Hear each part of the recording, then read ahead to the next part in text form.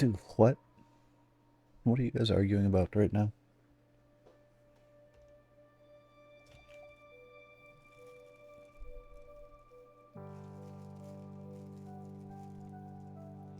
Are you two arguing about who got first? Shanti, from the looks of it, you started that shit.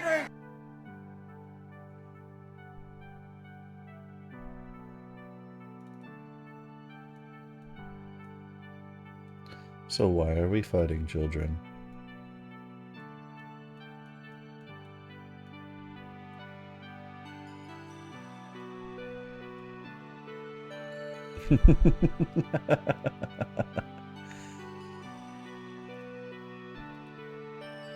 Well, that's okay. You don't need to hear me anyway. We're gonna do some more Tarkov. I don't have Mick with me as of yet. He might join later.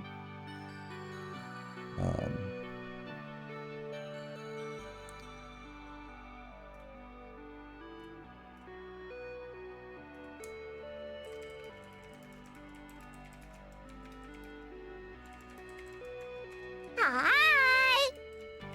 Hi, men. How are you? ¿Cómo está, mi amigo?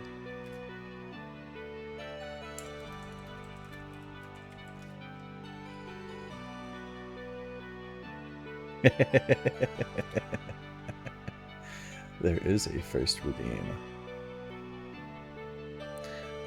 Speak a little bit of Spanish. My Spanish is very rough.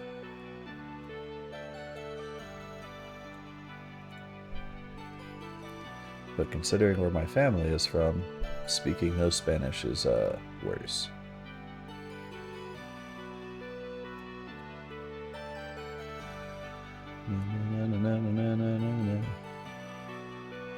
I'm just organizing things real quick for giggles and shits.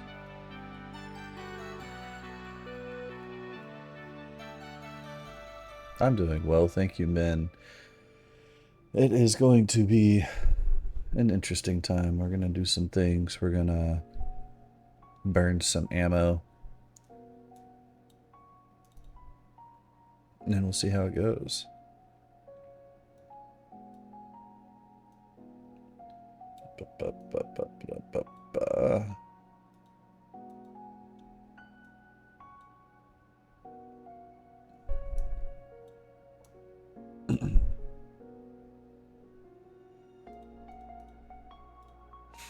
Well, Chantal, that sounds like something you should correct.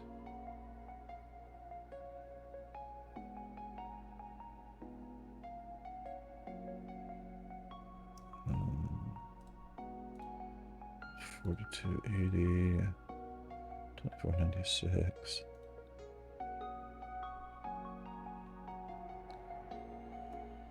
One actually does belong over here. It's got some 993 right there. I want to bring the 300 blackout over here.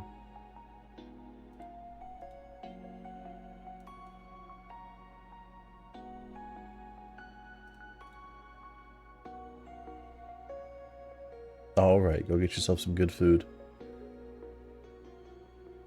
Thing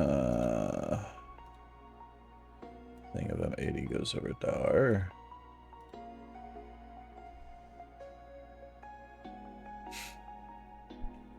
I need to be able to craft this into this.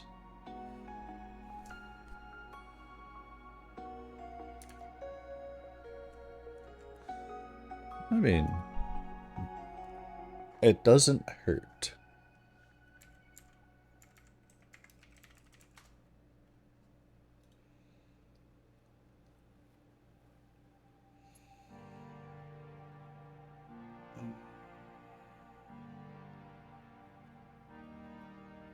Your car needs a service. I need to finish Cargo X. What do I need for your car needs a service? Oh. That's not great. I forget what else I need.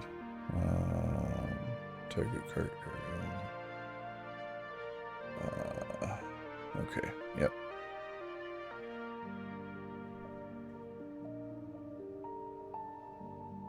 Oh, it's... Oh.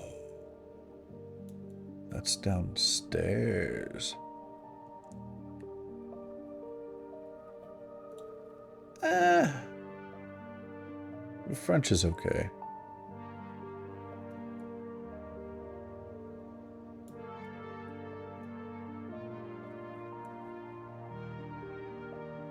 Got it. It's across from the entrance to, okay.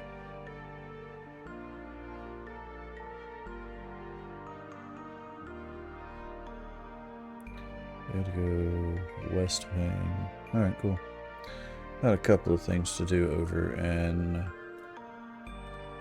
Shoreline. I don't think I need the AK-12 for Shoreline. I don't have to take it and burn that ammo. But I don't think it'll count.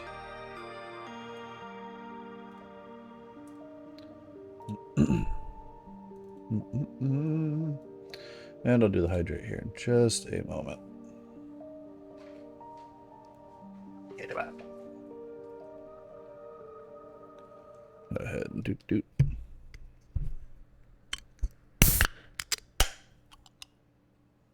There we go. Yum.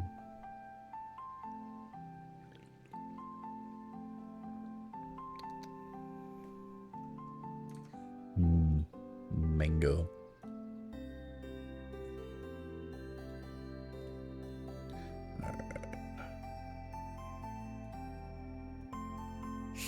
Okay, what are the other quests that I need on Shoreline? I need a couple of others.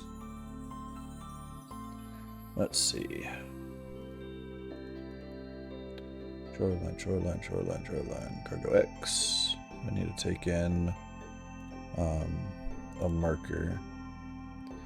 And then there's something active. Oh, yeah.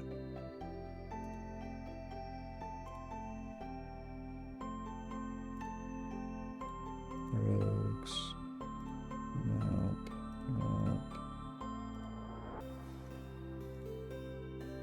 It's factory.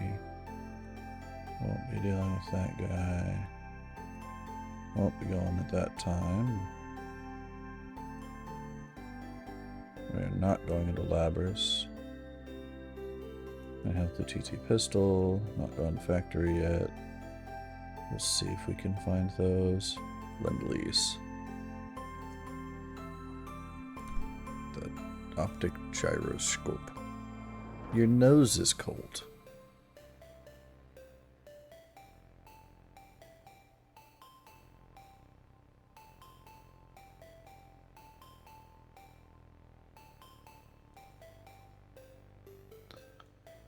Let's see.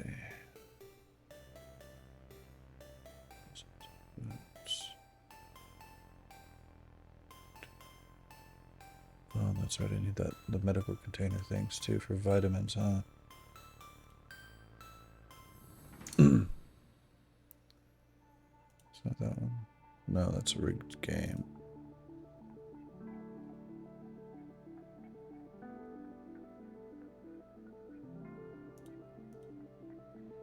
That's rid of that.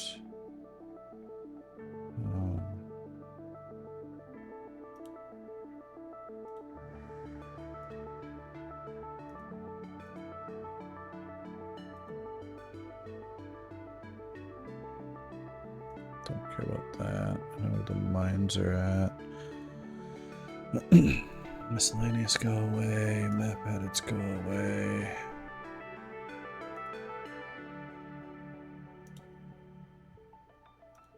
Okay. Now, that is blend. That's because I wasn't ready to go on the game screen. Thank you very much. But there, since you're complaining, I'll go ahead and go. Rude. The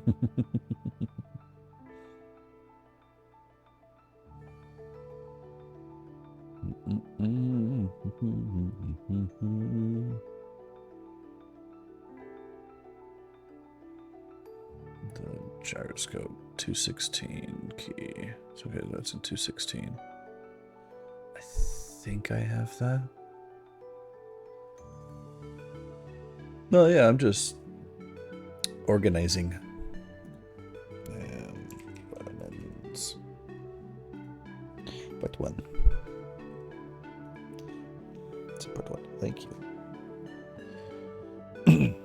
112. So I need 216 and 112. I think they're both west. Come on, internet. West. Okay, west 216, west 112. I know I own both of those keys. Or I think I own both of those keys. I don't know. We'll find out real fast if I do or not. I know I got a 112.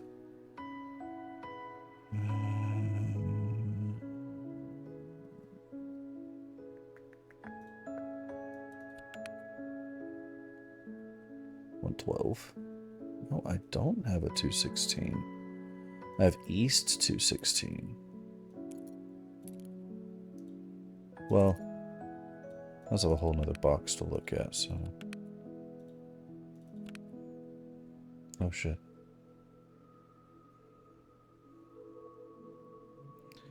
Um, 201, 201.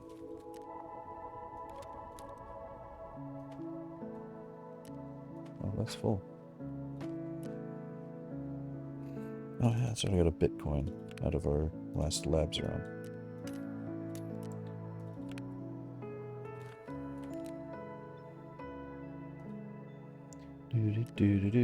I do not have a West 216.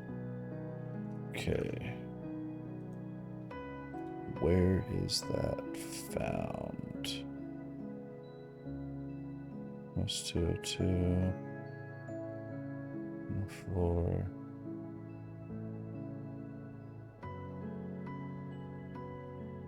Potentially on a desk.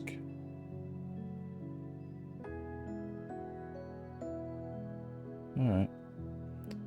So it looks like we're gonna go hang out and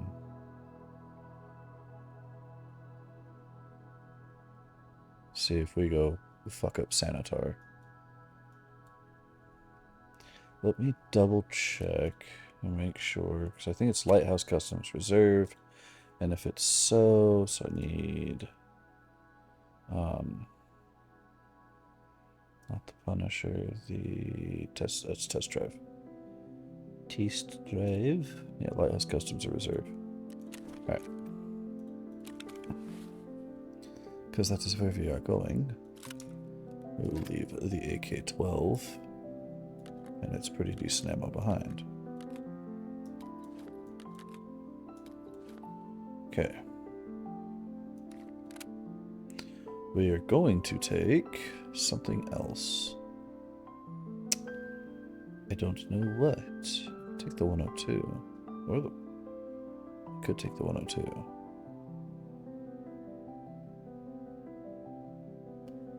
I know what I'm taking. Oh, you know what? I'm going to do something real quick first.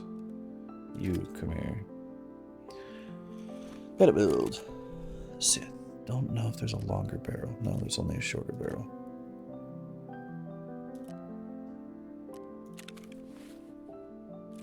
Alright. 11545.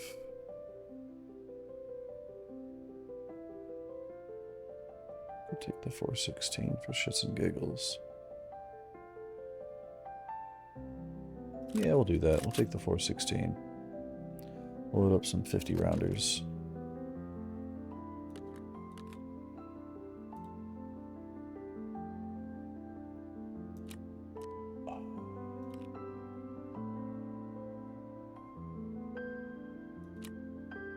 Okay, actually,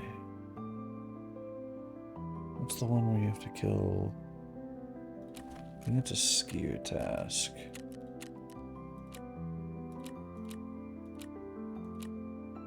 Oh, that's on customs. Okay. Alright, that That doesn't matter. We're not doing customs. Okay, cool. Well, we'll take a couple of PMAG.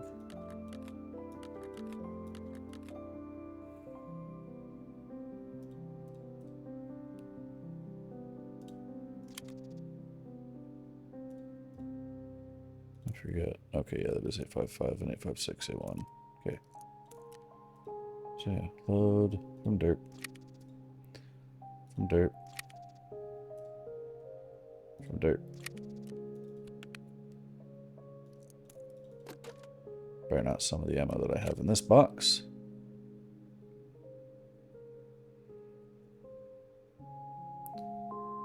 What should you read for your 10th book of the year?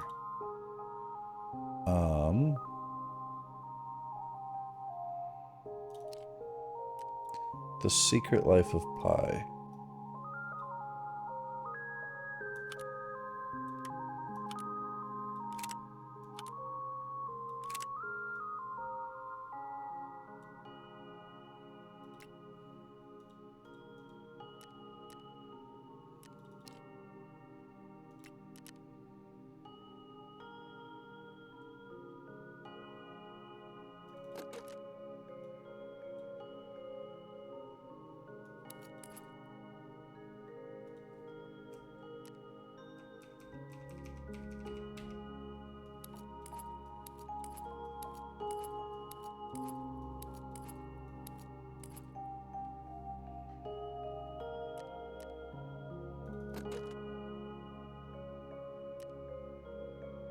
Also, what do you mean you've done your physical TBR?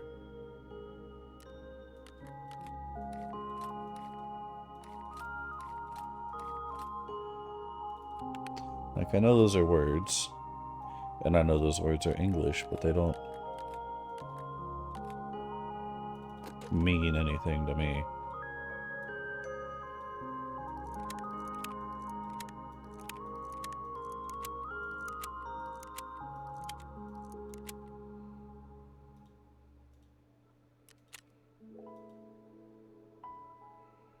I can take the 104.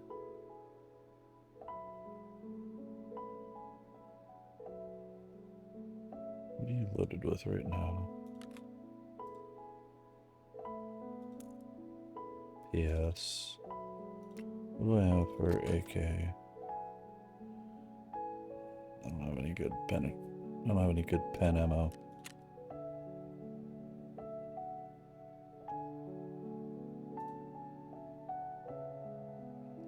Don't have any books. Physical books remaining on your list.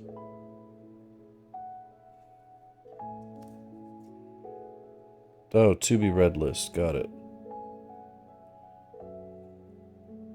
No, move on to your ebooks. Read something new.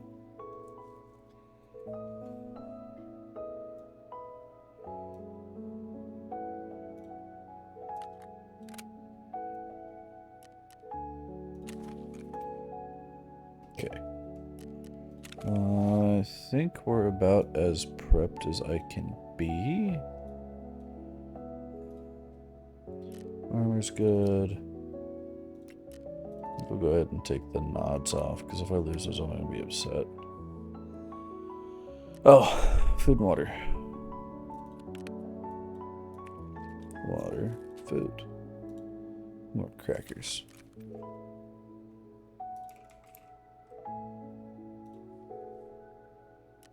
Tower Pest. Some of your quackos. Some of your crackers too. Random person. That's not what I meant. That's what I meant. You produce. I don't need more. Beef stew. There. I think I can. Before I forget. Yep. We're going to exercise.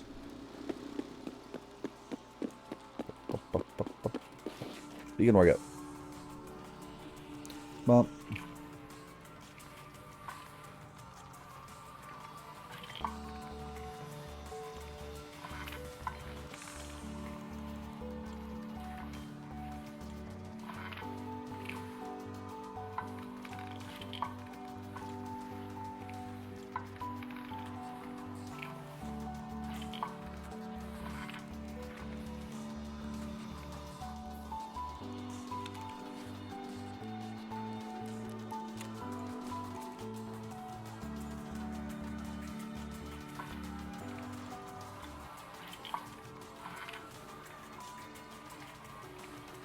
You could, and I will.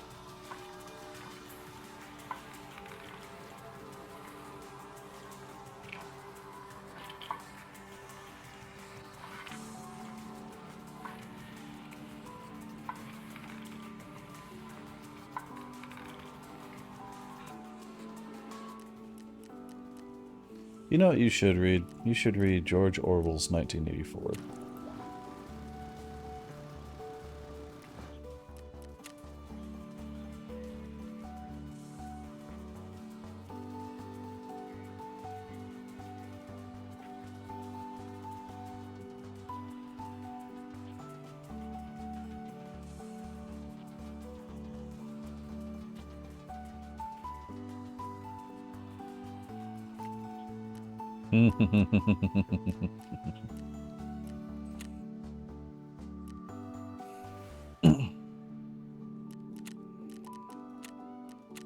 Next.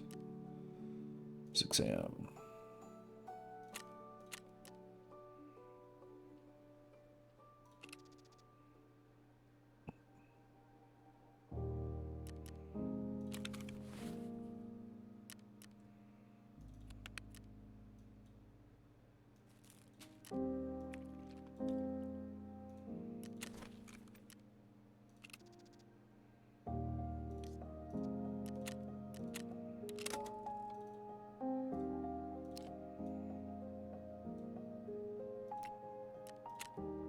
Why not? It's a great book.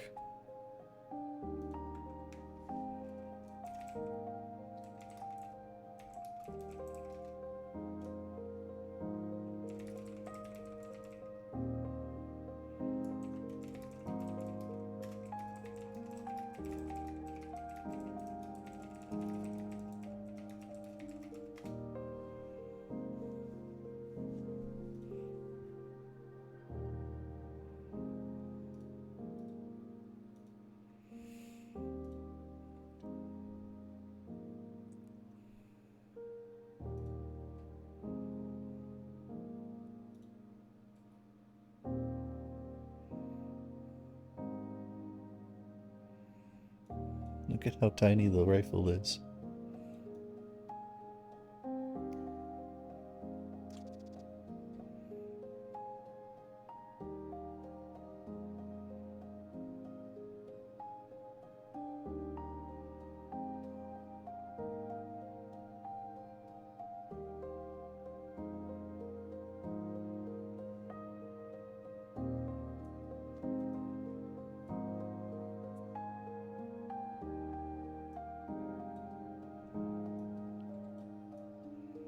Well,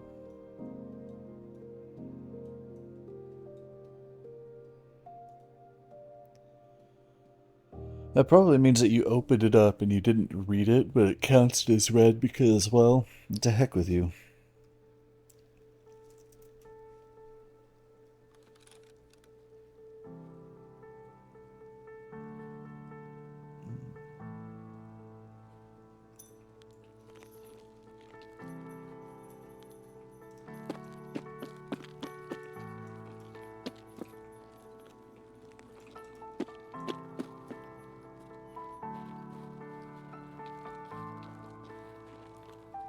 Damn, what a time to not have my nods.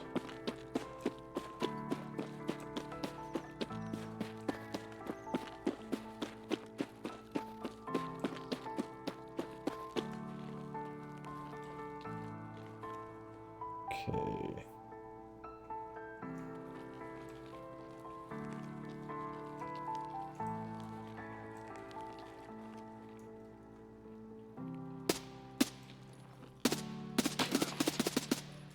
Ow!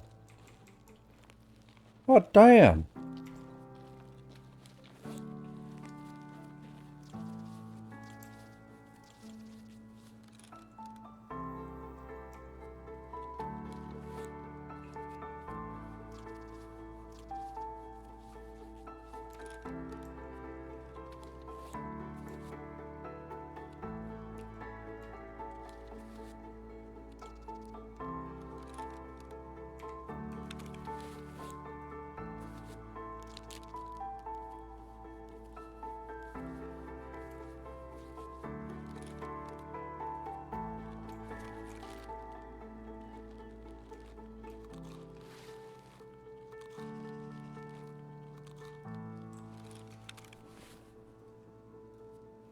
Before I forget that.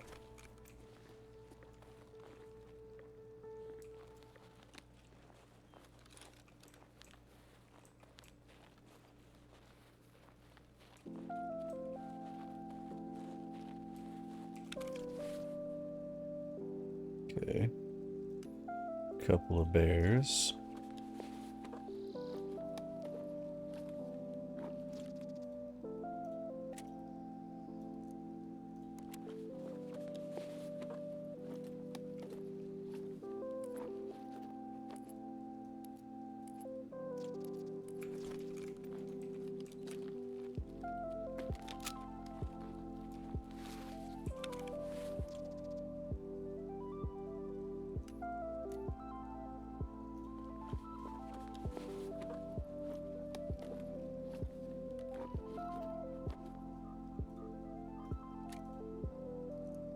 Damn, he hit me hard for PS ammo. Probably a whole lot of nothing on them because they also just spawned.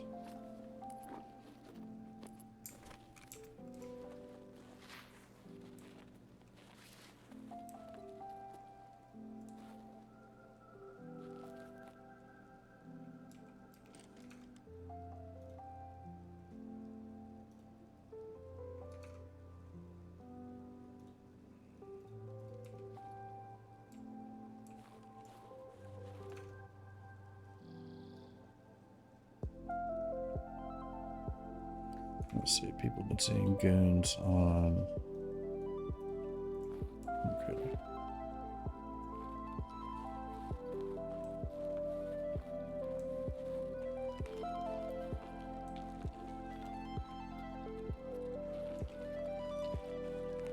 It's supposed to be full light by now.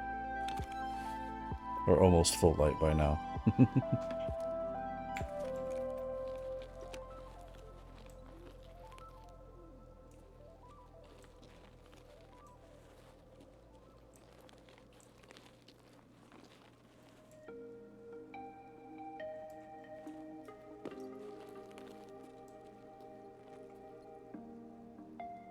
I think that's Sunken Village right there.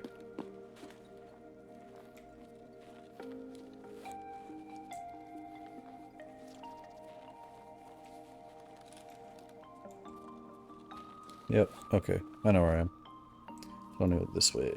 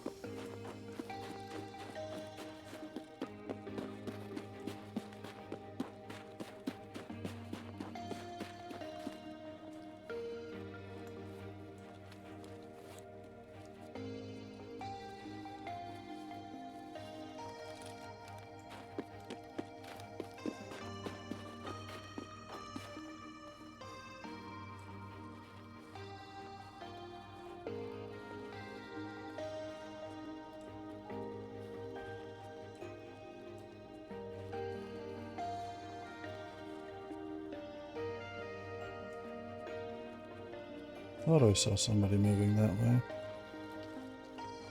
Guess not.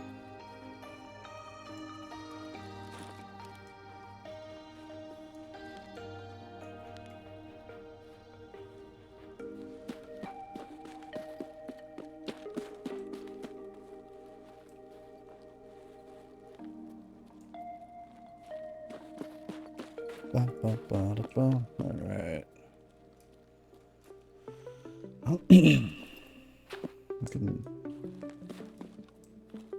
Fine.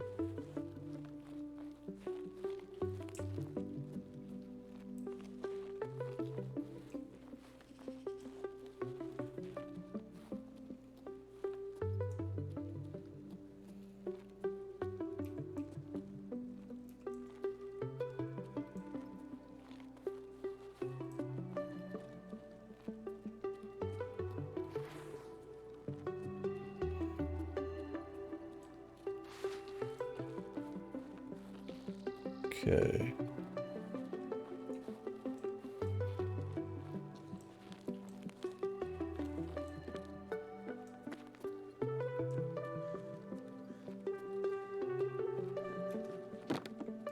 Smooth and steady.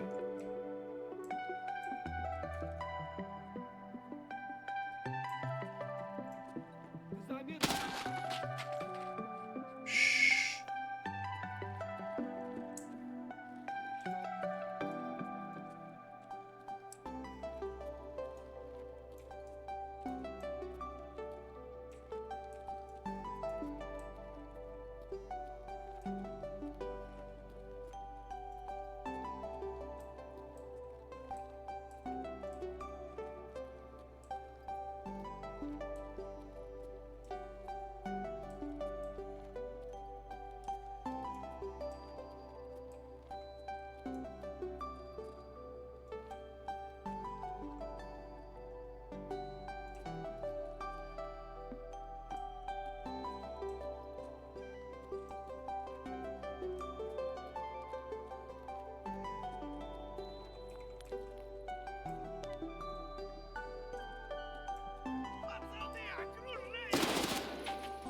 Shit.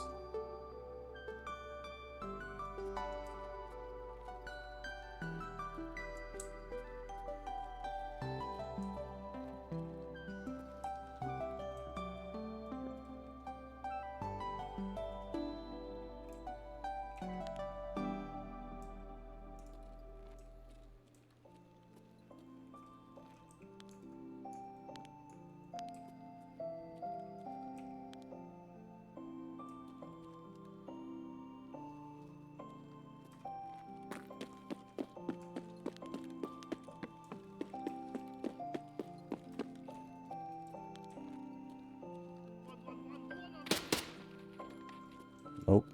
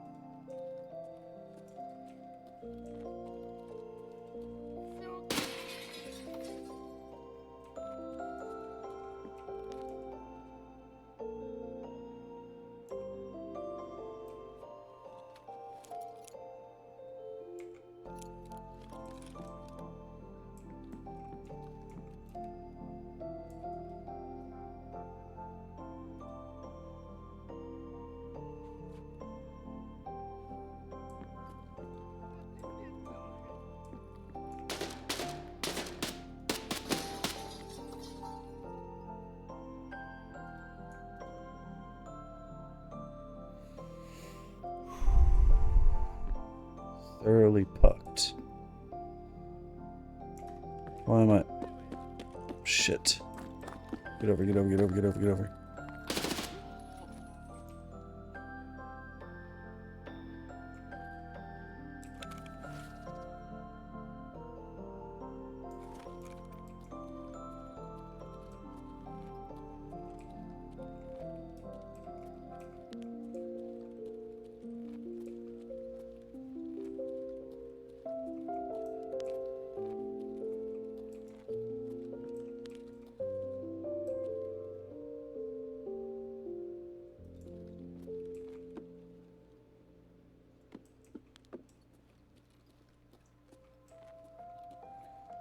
Oh man. This is nerve-wracking.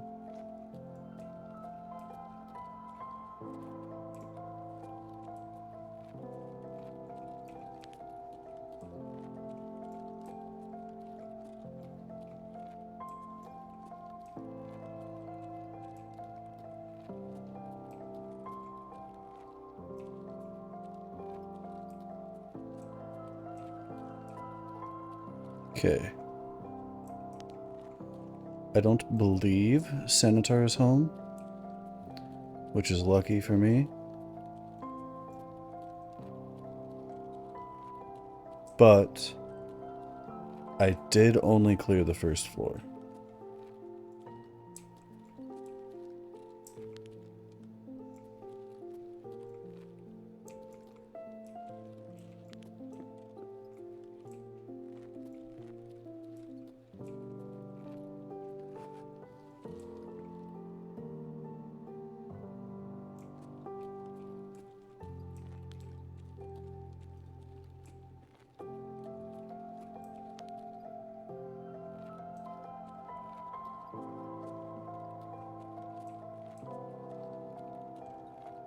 And there's nothing that says that he wasn't. Him and his team didn't move around behind me.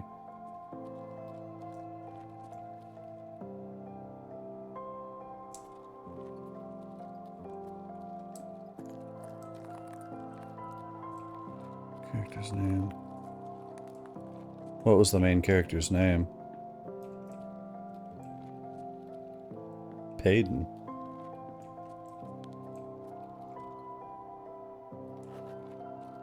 I don't get it.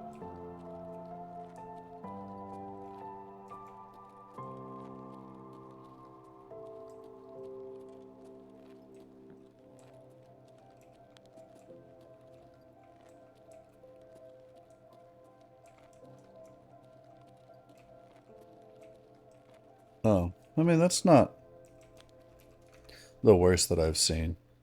Okay.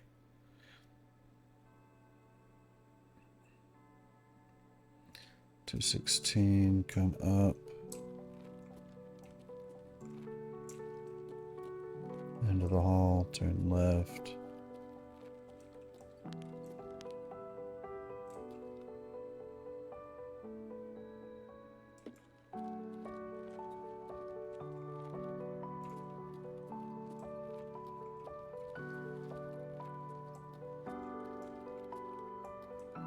Inside the room with the... Oh, okay, I see. Room with the broken door. Could be on this desk here. It is not. Okay.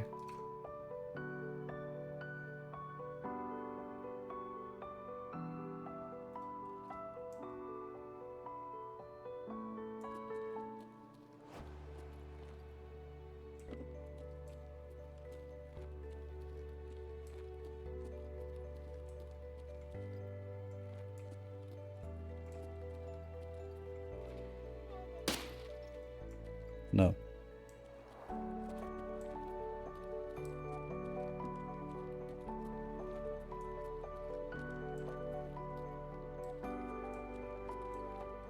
Oh,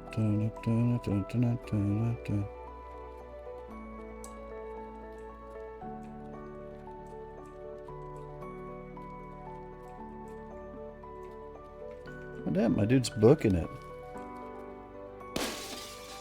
I don't know if I got him or not.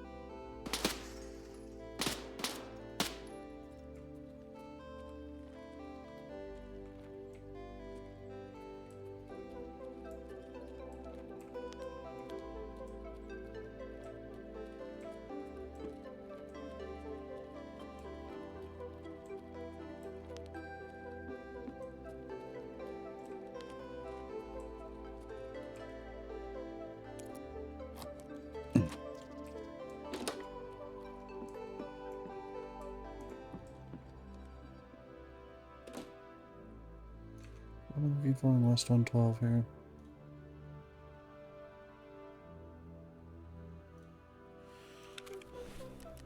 Is it shoreline specific? Is it? I don't think so. That is in the basement. Again.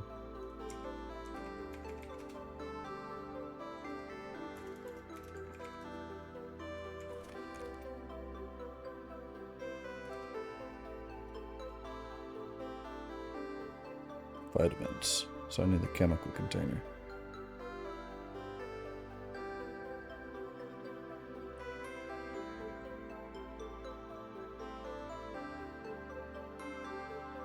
It's in the fridge. Okay.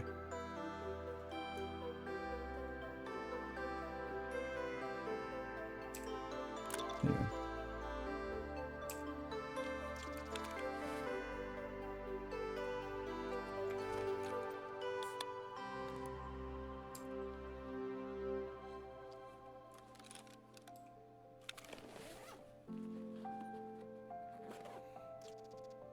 I mean, to be honest, Shanti, they could have spelled it a lot funkier.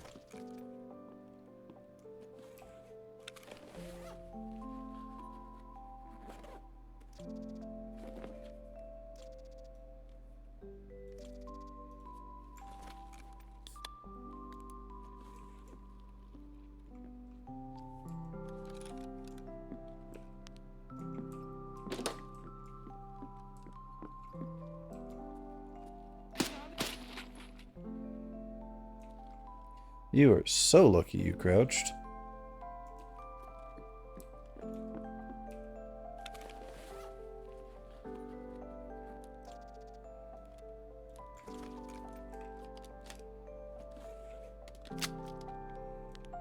Okay.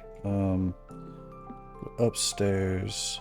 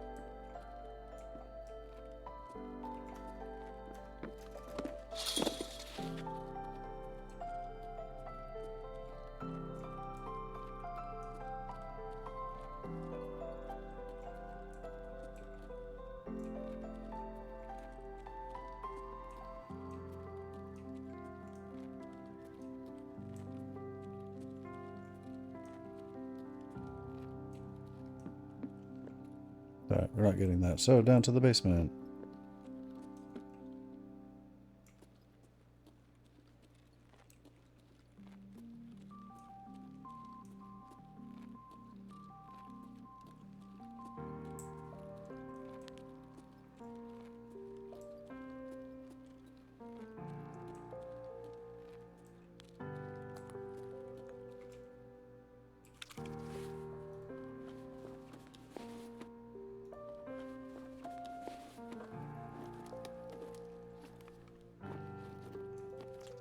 Oh, damn.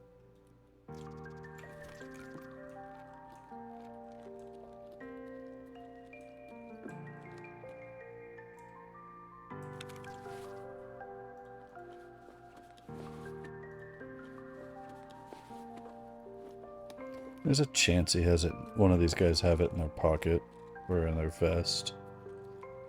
So, we'll just take a quick look in the closer ones.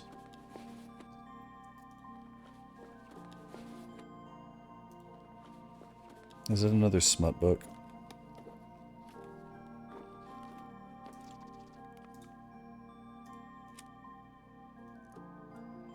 That would have hurt a little bit.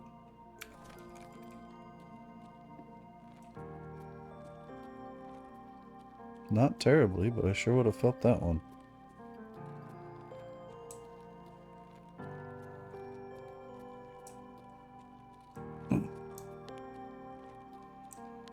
So, yeah.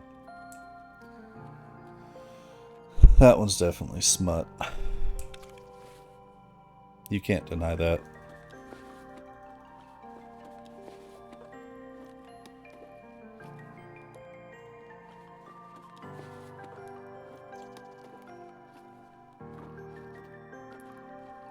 Fucking 306. That's not the one I need. I need 216, turd.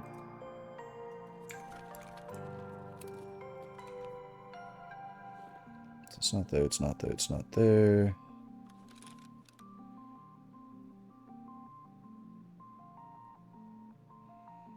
It's okay. I think... Do I have...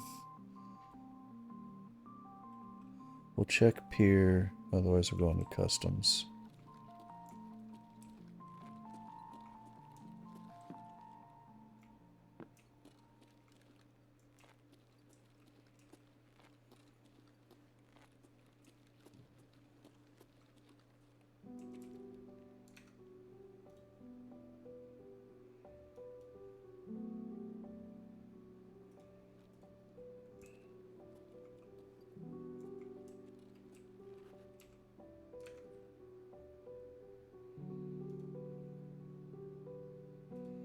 How much am I doing? Oh. Cargo export 2.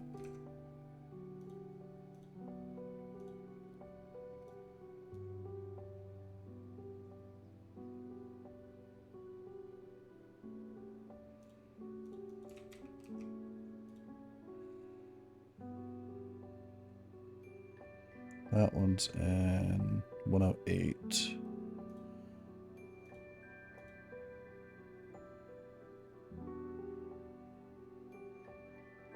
Which one's that? East. East 108. Okay.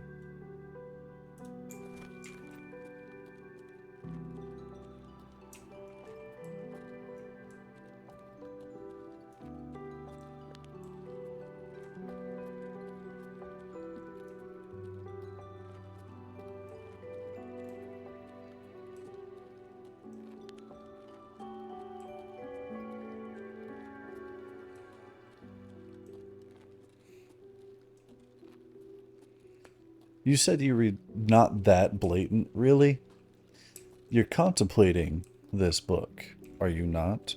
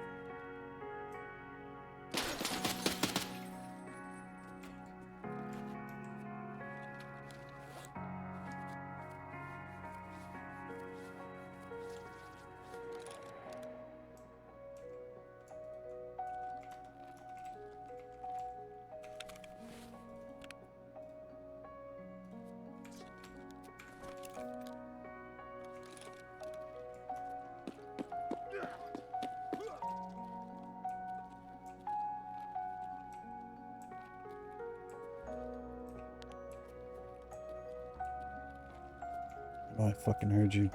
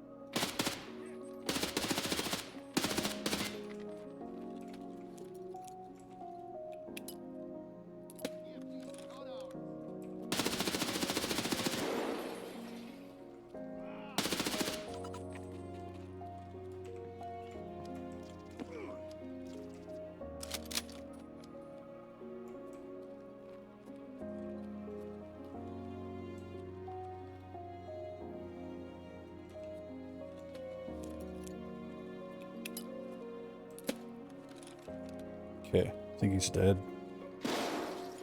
However. It's for shits and giggles. Uh-huh. That's what it is. The shits and the giggles, huh? Definitely no other reason.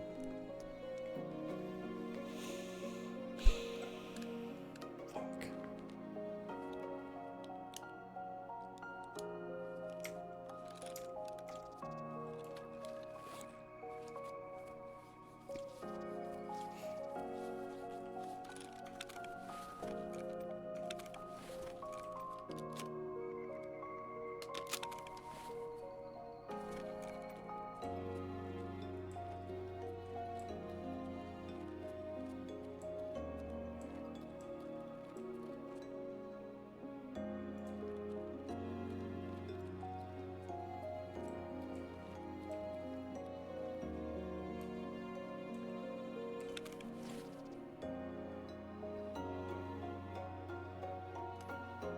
Thank you.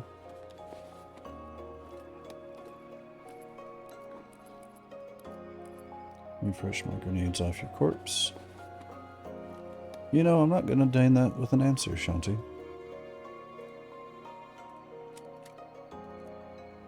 855 explains why it was painful.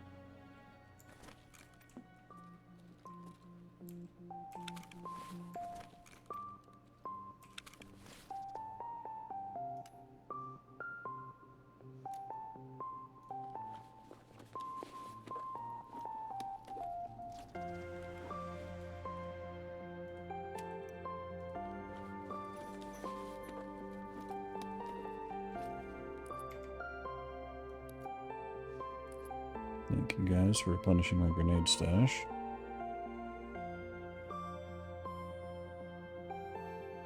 Unfortunately for me, neither of you have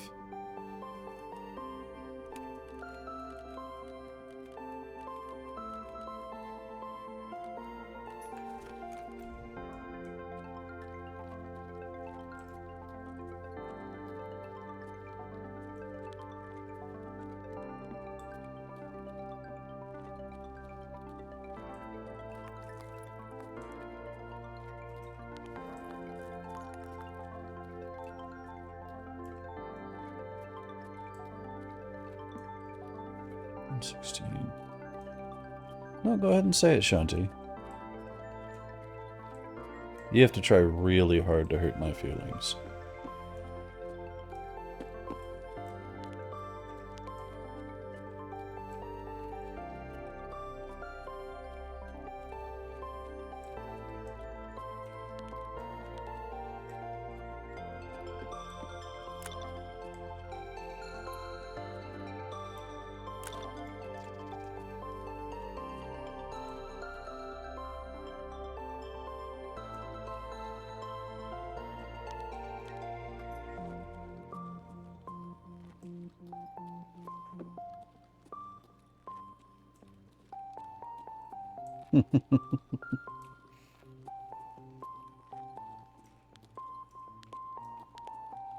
Okay, so it's not there.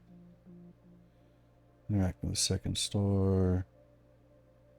Or central stairs. Okay.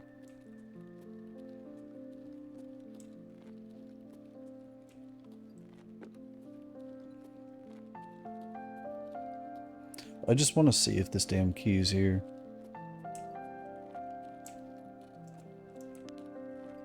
So if it is, we'll grab this thing. If it's not, then, well.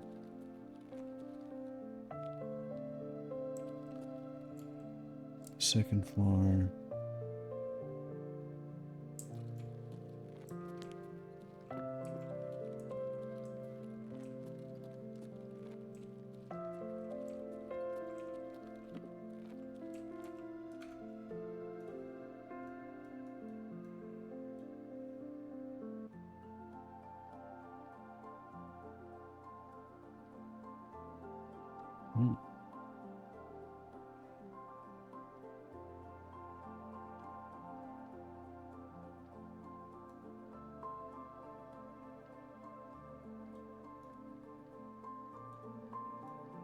Okay. So a chance of it on the third floor. Below rack? Okay.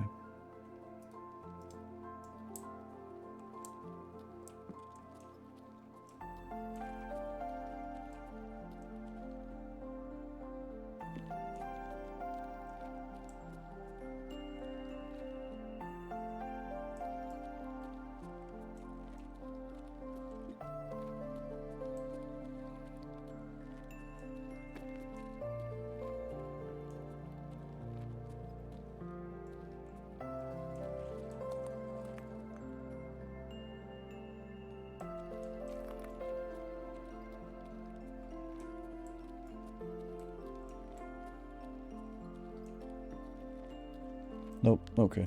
Cool. Alright. What is my time? I have 10 minutes, so... Thank you for the diary render. I think customs is probably going to be my best bet here. Yeah, road to customs is going to be my best bet. Okay.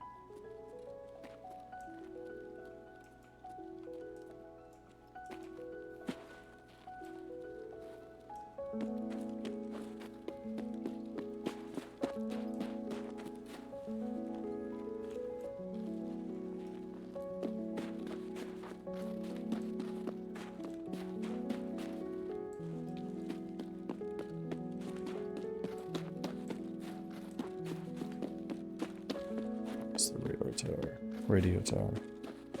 Na na na na na. The weather station should be right there. Yep. Okay, cool.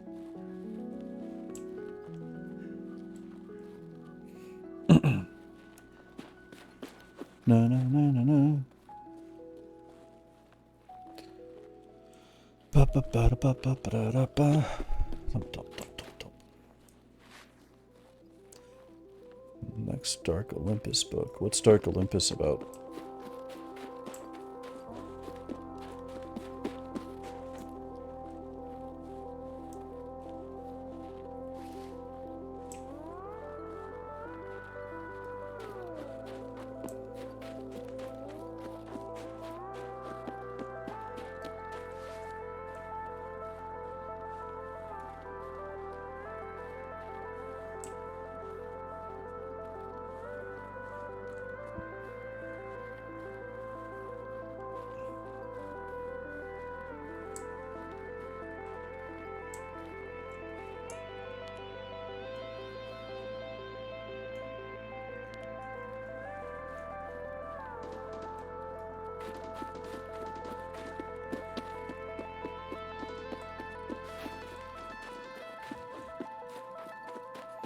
You could read the Dark Tower series. That's another good series.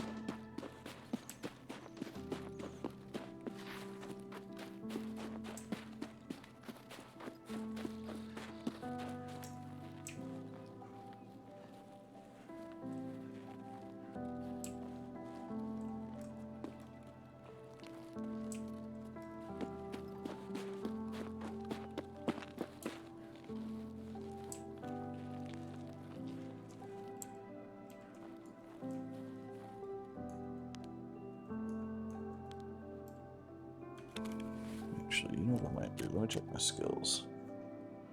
'Cause you are basically all the way down.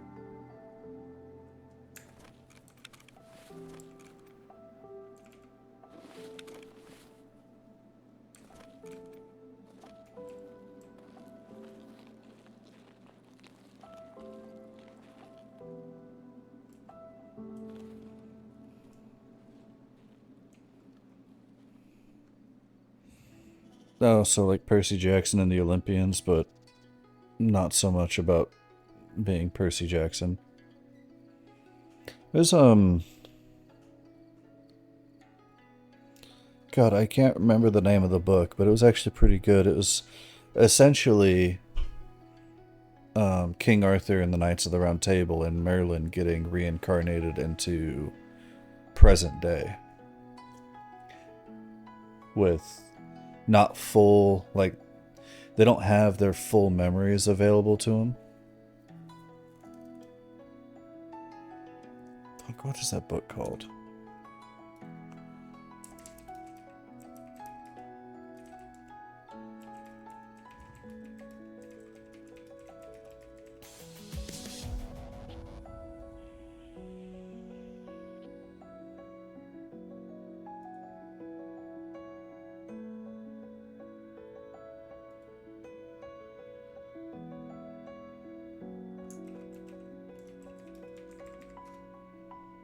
No.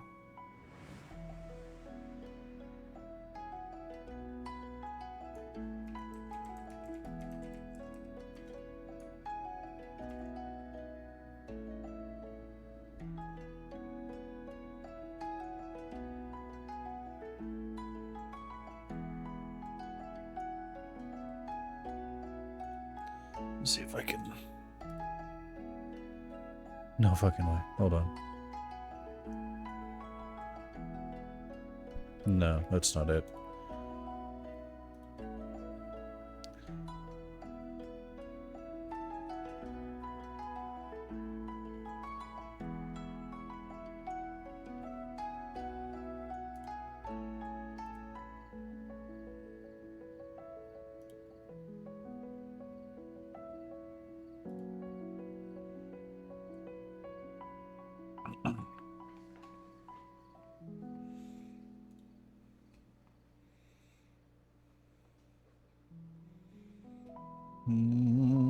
Just trying to see if I can find this book.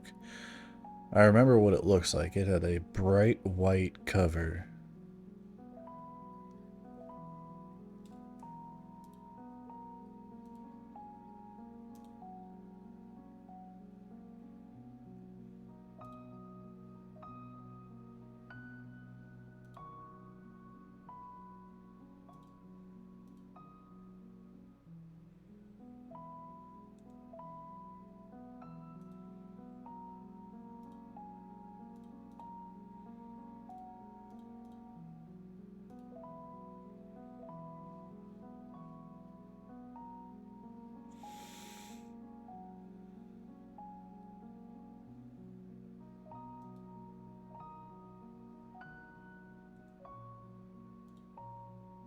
Na, na, na, na, na, na, na.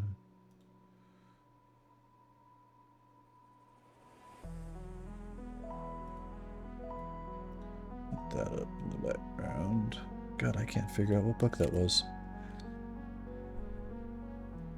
2 bears and 2 U6 and a fuck ton of scavs. 1, 2. 11 scavs. That burned a lot of ammo.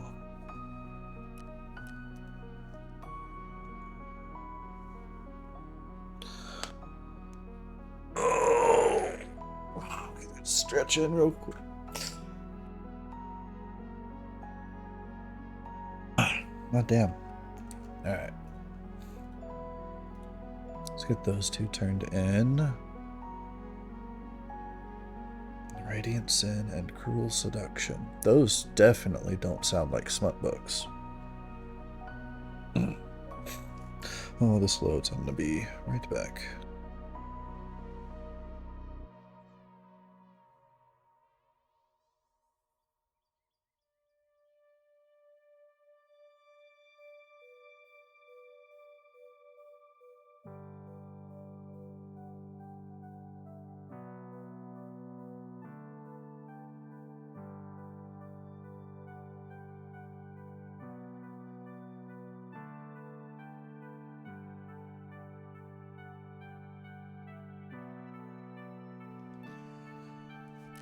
Oh, that's right. You use the,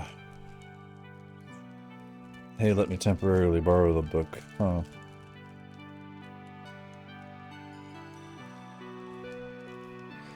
Cheese. Nom nom nom nom nom nom nom.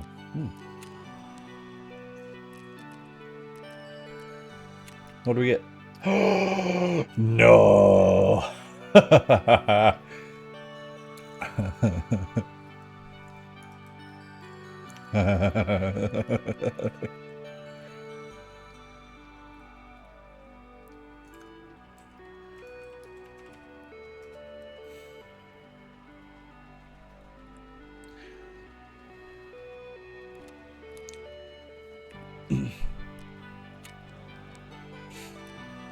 Alright. I wonder if I have another one. G28's trade. And if not, I can always make more. I have more intel folders. I do not have one. Okay. So now we do the 5 MP5 trade. 1, 2, 3, 4, 5. Sec face. Listen, one is Apollo and Cassandra, the other is Aphrodite and Hephaestus. The names make sense.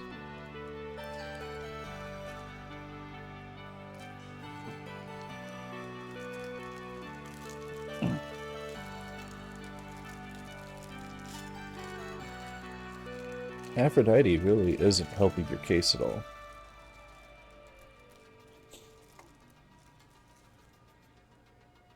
Neither really is Hephaestus, but hey, you know.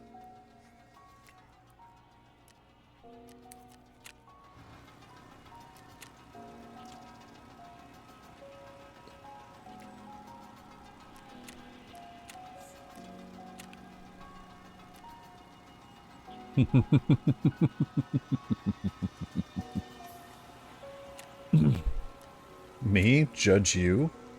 Never. I wouldn't do that.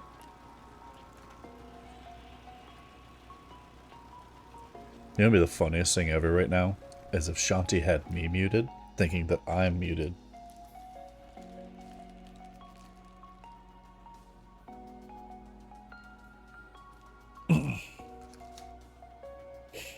I'm just over here munching crackers and cheese while trying to figure out how to maintain my sanity.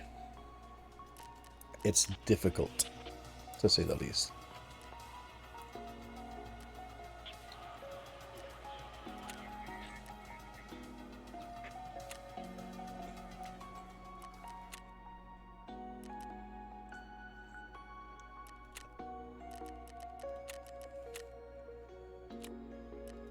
Super X Dave just raided with 3 views. Dave!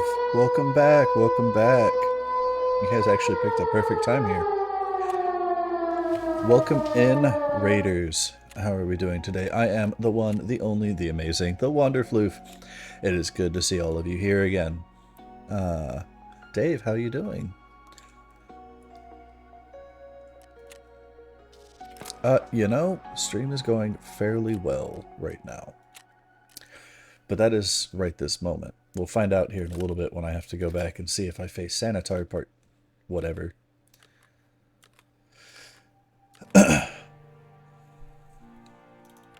The grind is grinding, that's for sure. But no, you just I just got out of raid. I made it through Shoreline, went through one of the boss areas and did not come across the boss.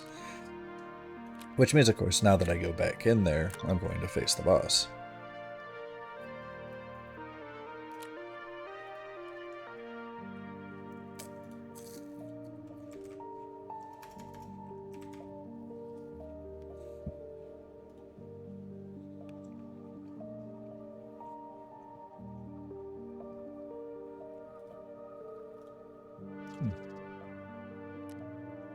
Really? I have never seen that one? Okay. Sure. Well, poop. What about that one? There we go. But, how was your stream? How was Resident Evil Village?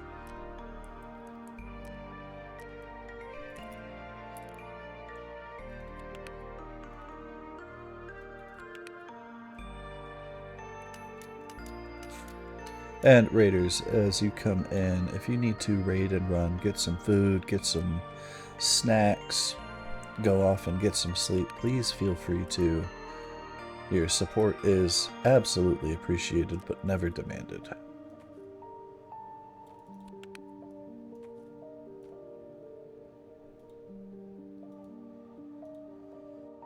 A short stream to beat Resident Evil 7, so just started Village and it's wild. Well, congratulations on beating Resident Evil 7, and welcome back. I'm assuming you're getting ready for RE9 when it comes up soon.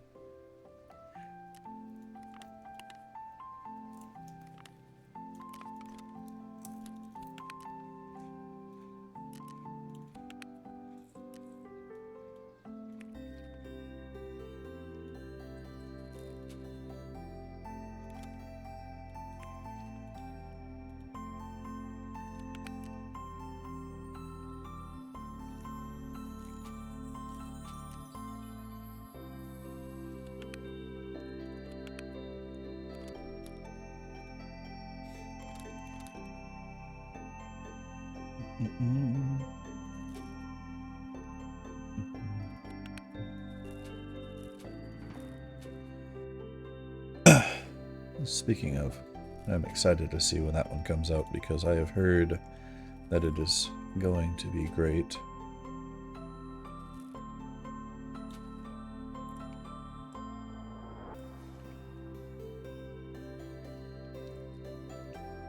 Well, heck yeah. Let's see. Unload you. Fully unload your ammo.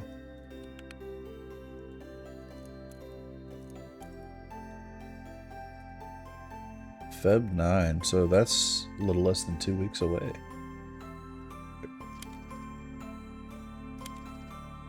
Oh, whoops.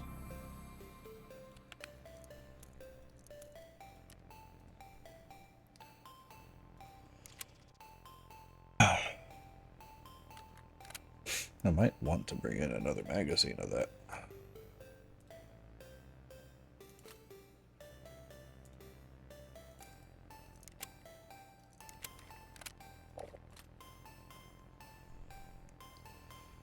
All you've seen about Resident Evil 9 is Leon's tight-ass shirt.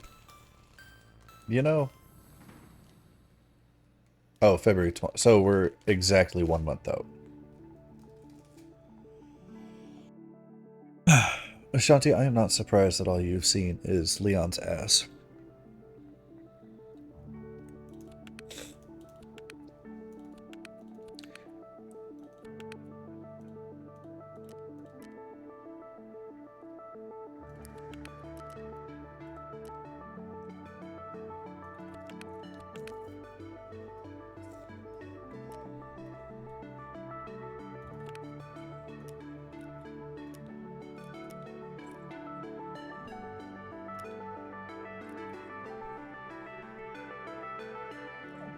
Yeah, it's March racing season. Oh, yeah? Like, which racing season? Horse racing, car racing, people racing?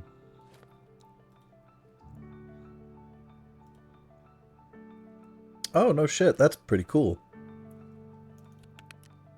Yeah, I know dirt track. Do you, Well, here's a question.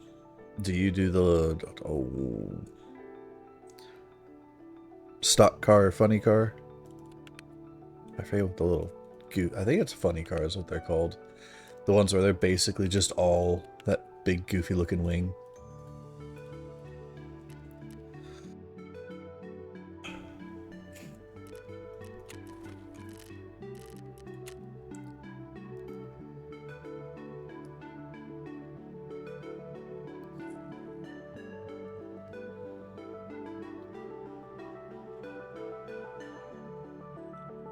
God damn.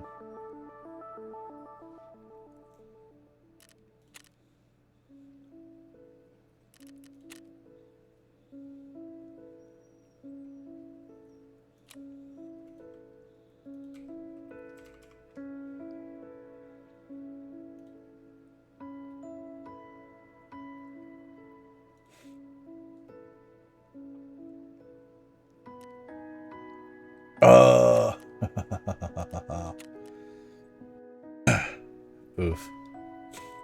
I got booted down. Unsurprising.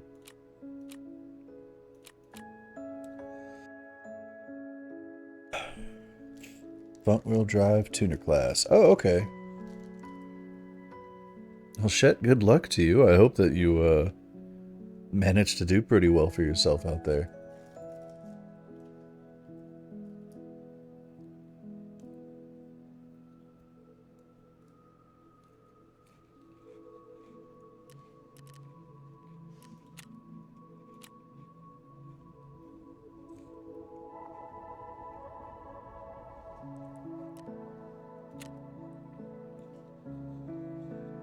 I also pray that you end up safe the entire time, because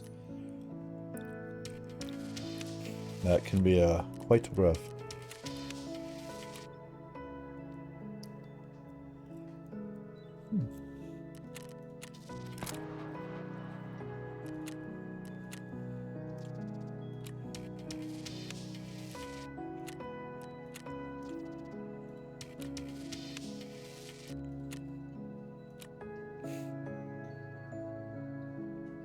Hi.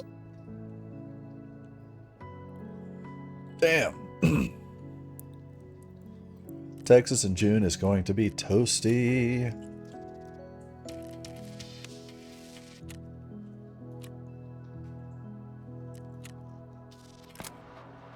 Hi, Badgie. Congratulations on your clown waffle, which matches up.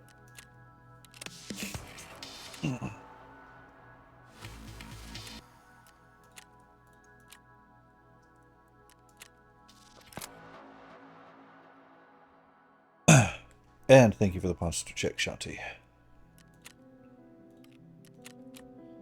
Did you give me med stash? Meds. Meds.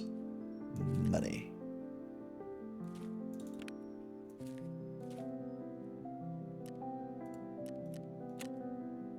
Absolutely. There is no problem. Go ahead and take off. Make sure the wifey gets the attention that she absolutely deserves. And I hope that your show is quite entertaining. And I hope you have a wonderful rest of your night there. Thank you for the raid once again, and I hope to see you next time.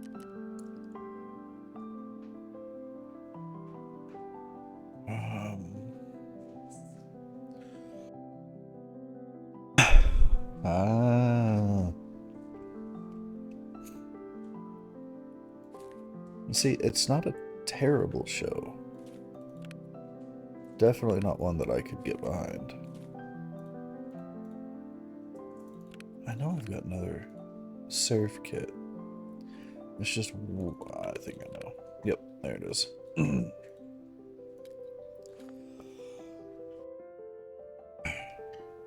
I appreciate the lurk, buddy. Okay. I think that taught me a lot. I know it's a lot of weight, but I'm going to take one more mag of ammo.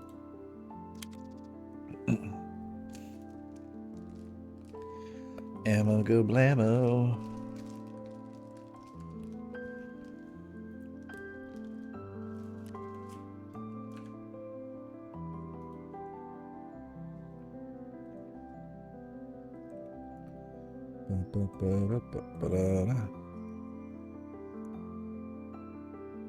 Okay.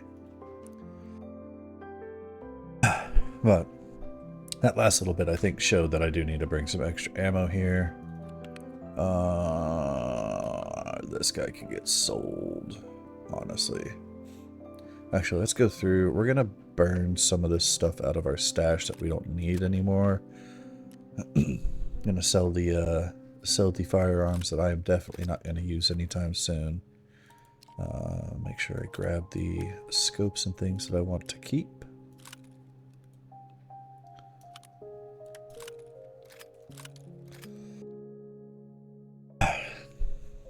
This one is going to mimic that one very soon. This one's going to mimic that one.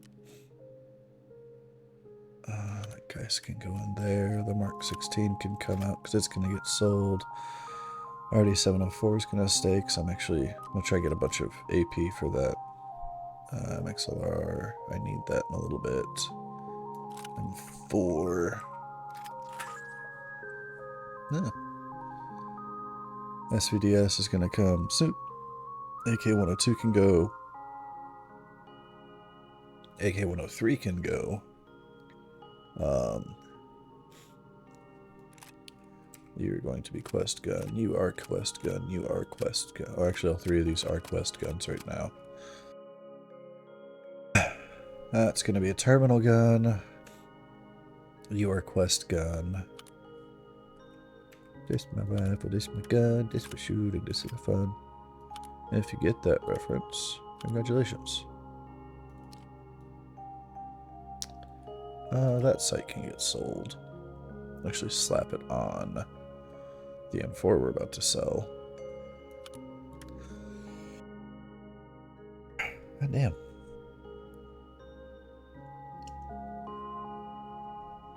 Rebuy R is going to be a quest item soon.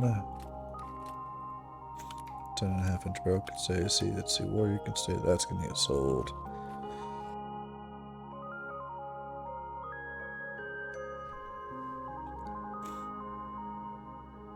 Okay. I'm going to keep the Mark 18 for a little bit. These magazines can get sold. Those magazines can get sold. Mark 18 can stay. SI2 can be sold. K102, come join the to be sold pile.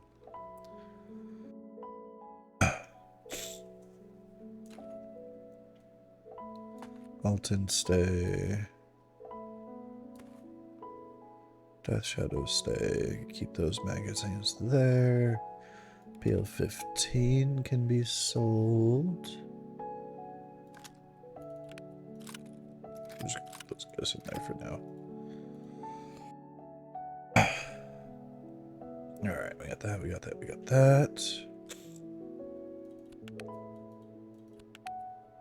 AK-104 stays. Desert Eagle can get sold.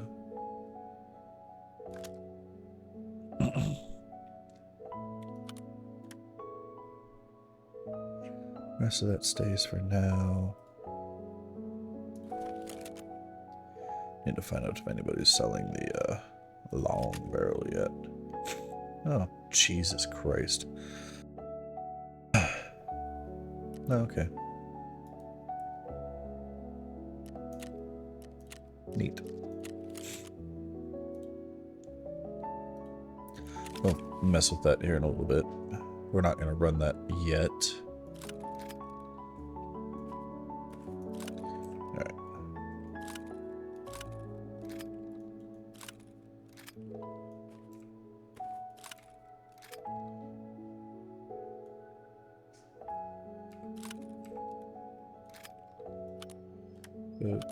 Boop. Okay.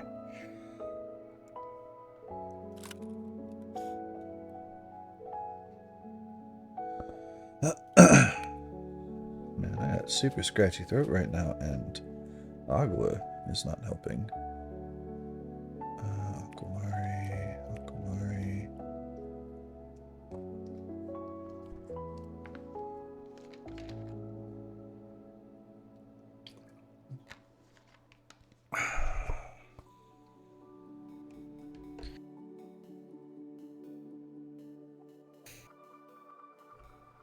Okay.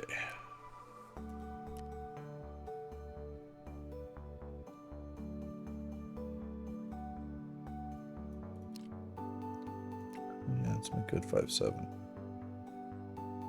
Double check, there's nothing up here else that can be sold.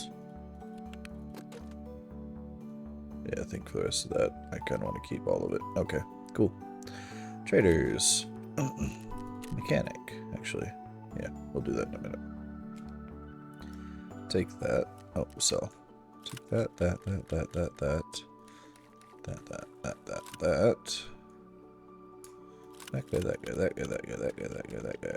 That guy.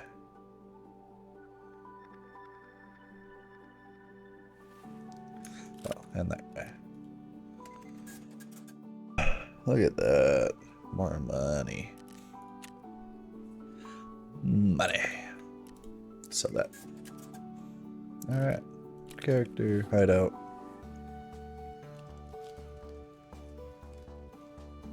Hideout. Thank you. Grab the PP ammo.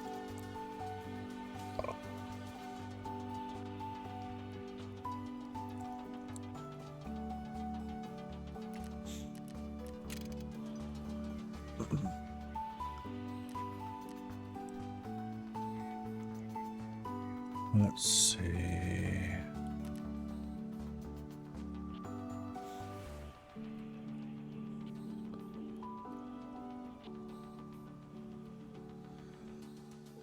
A couple more fuses I could make with fogs. Could make a couple of those camera lenses. Really?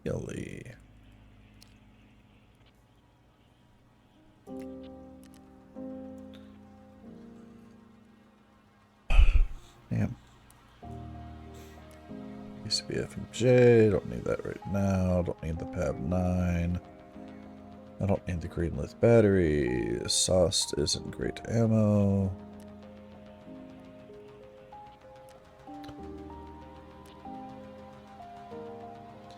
Ooh. Yeah, we'll do this craft. That's a 9-hour craft. Hang on. Let me verify I don't want anything else first. I kind of want to make more of the 545 ammo I've been making. Boop, boop, boop, boop. Favorite that.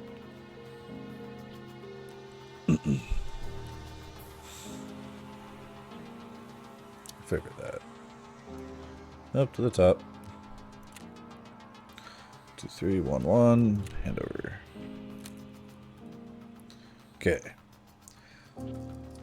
Na, na, na, na, na.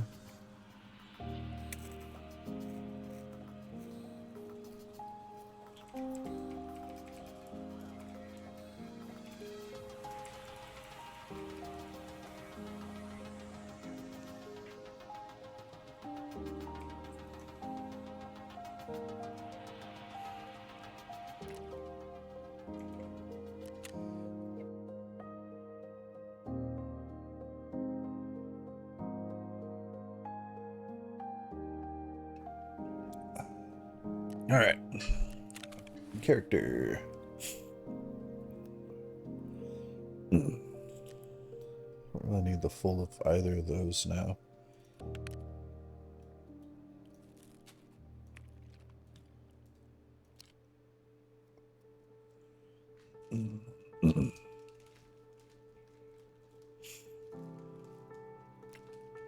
Thank you for the lurk, Shanti.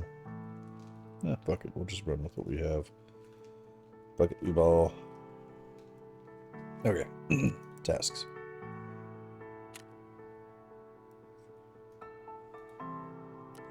I need to put a marker in my bag. Because if I end up by the Fisher's Island, I need to put a marker on that table.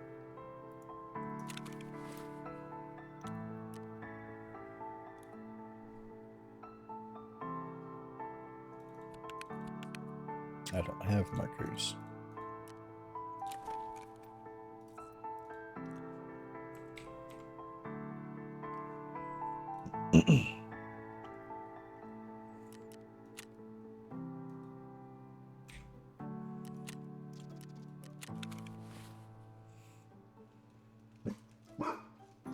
It's enough, Ash.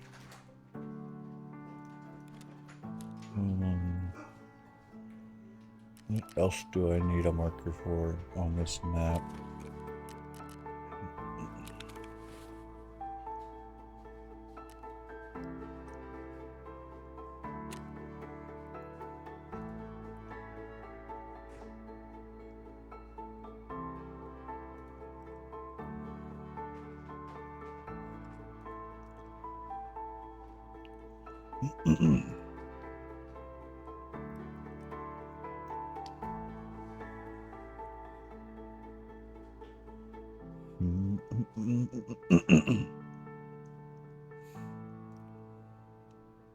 Excuse me. Goddamn. Back door. Interchange.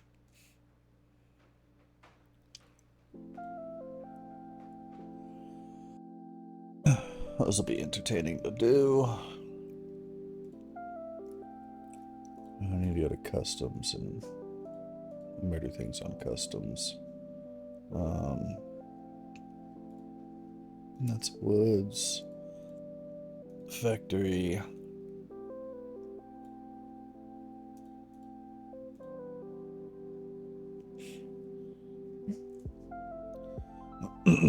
Mark 1958 pistol.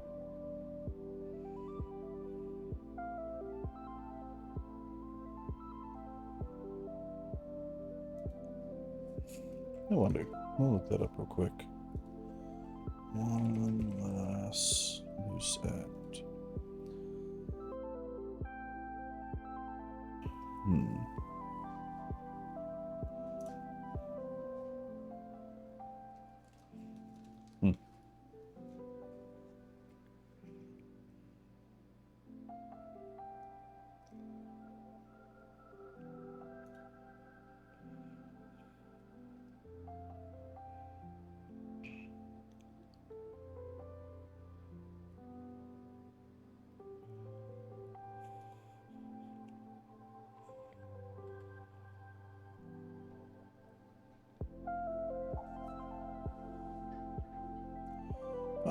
You know, let's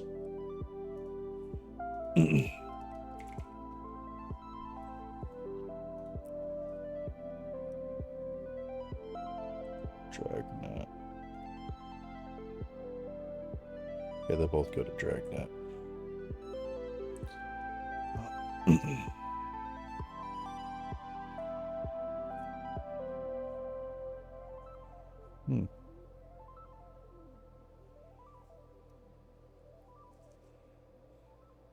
Okay.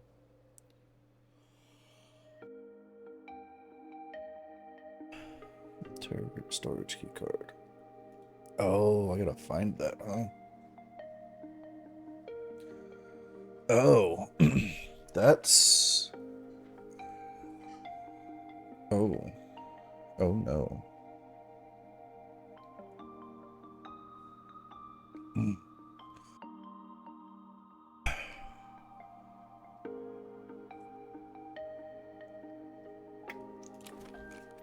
I wonder how much does that go for?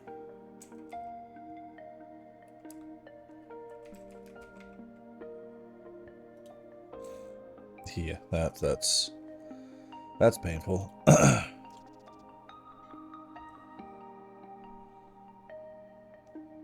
2 mil for a fucking key. I still can't believe I sold a labs access key for $1 million. Gain access to Lightkeeper, working on that. Gotta get Intel Center to 3, working on that. Device fragment. And victim's apartment.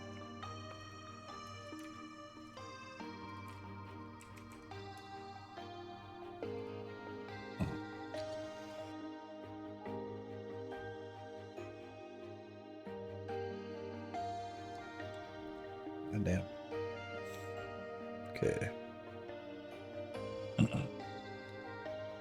Objectives.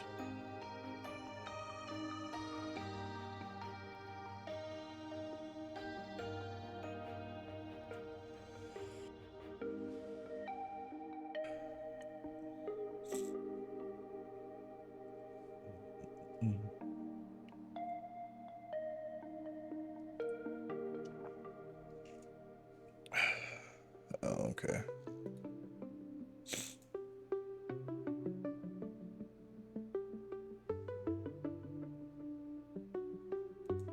Check 13 marquee. Oh.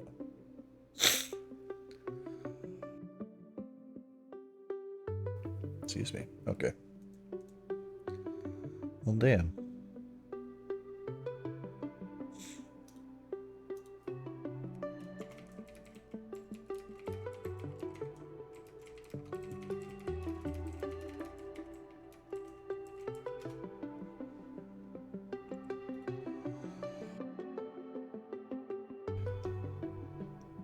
Right. Okay, so Fisher's Island.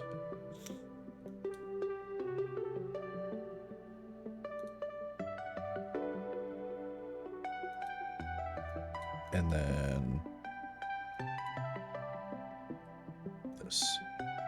Terror Group hidden cargo.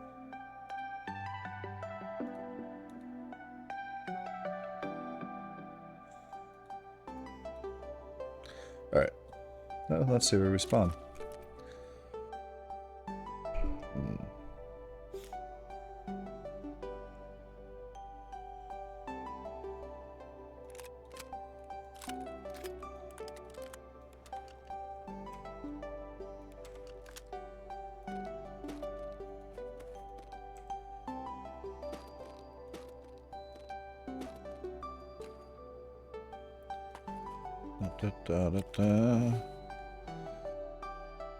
Sorry, a little last minute. Oh yeah. Before I forget, because I will forget if I don't do this right this second. Edit build. 20-inch barrel. We're gonna pull that PMAG out. Like that. Nope. ALX20B. That's bipod. Nope. That with that. Okay. Wave 762, wave QD, mag pull front and rear sight.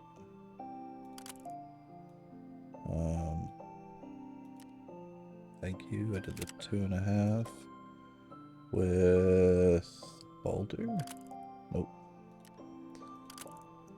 Next 400. All right, cool. Yes. I want you to discard those changes. Look at that. We have a long DMR for an MDR. Let's stick this back. Oh. It ain't fitting in the thick case the way the thick case is out right now.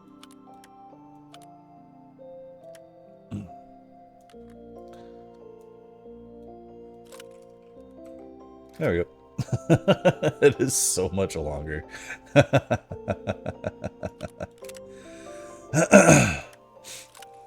God damn.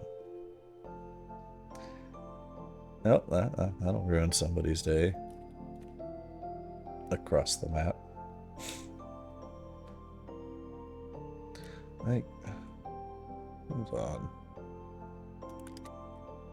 Well, that makes no sense.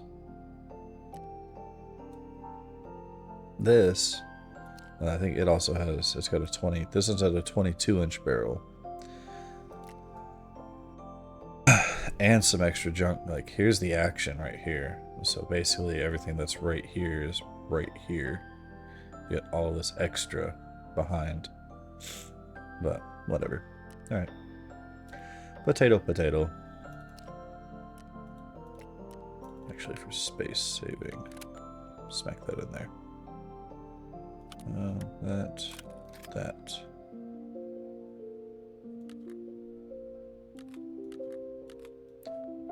There. Aha.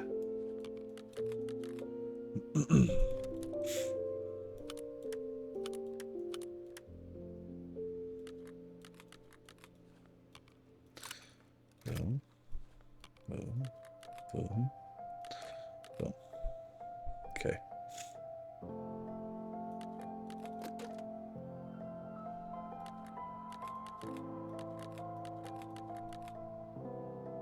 Alright, well my OCD is corrected. Okay. 60, 60, 60, 60, 120, 240. That should be enough to myrtlate. An electrate. Next, shoreline, 3 p.m. Bucket. Sure, we'll share it with Prappy. Old Prappy boy. Oh, I didn't. Hold on.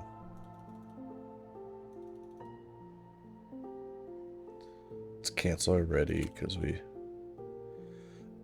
we need to repair our armor because I know I took some shots.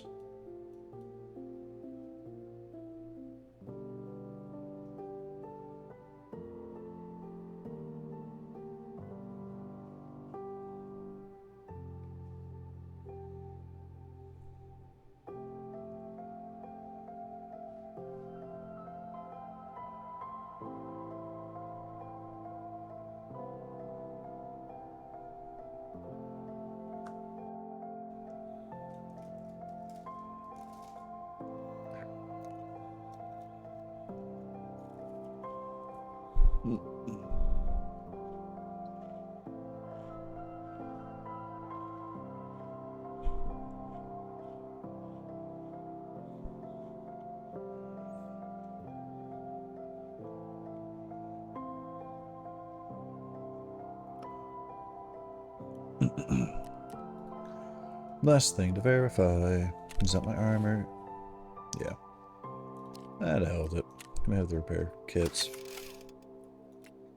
Okay. One thing that I do want to start looking into, I think.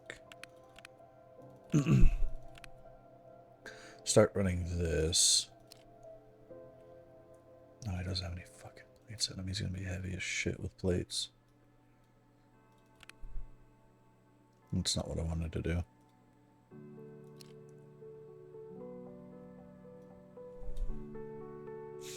I do 12 kilos with plates. 14 kilos with plates.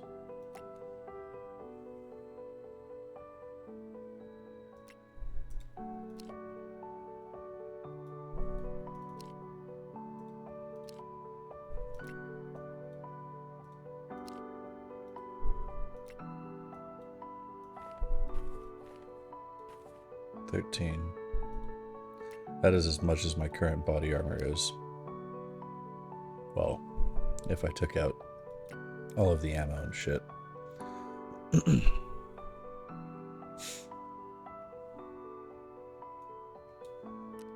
Alright.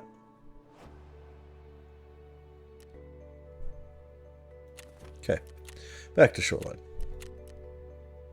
3 p.m. Now we're ready.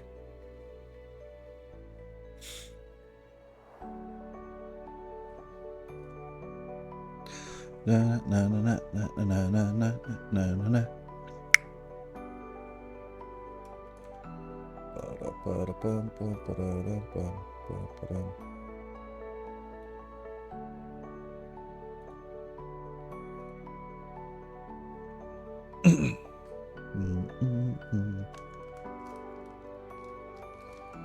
Oh.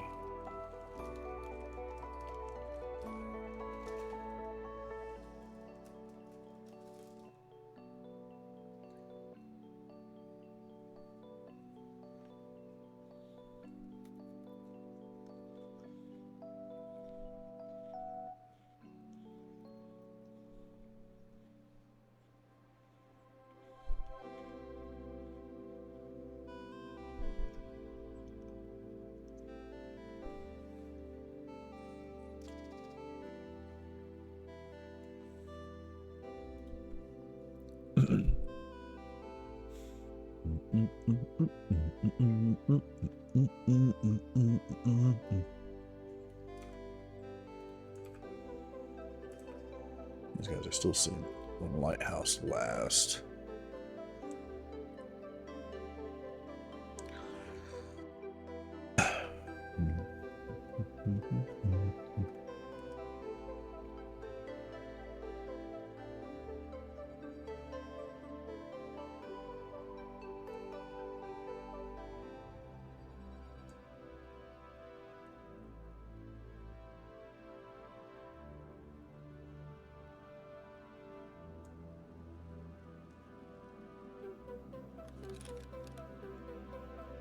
Alright, where am I? I'm in the same fucking spot. No, I'm not. That's actually slightly convenient.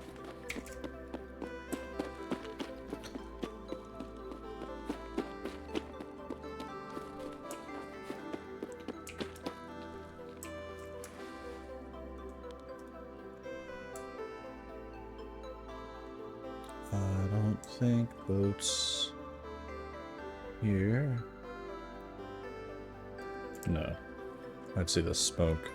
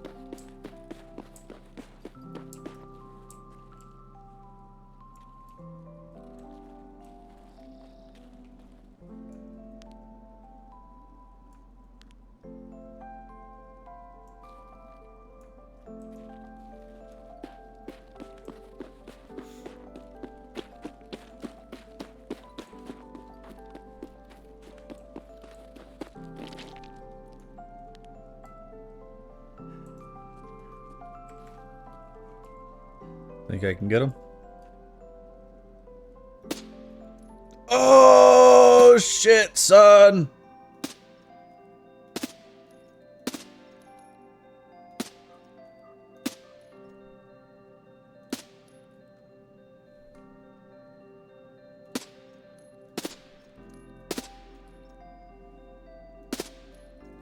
Oh, damn!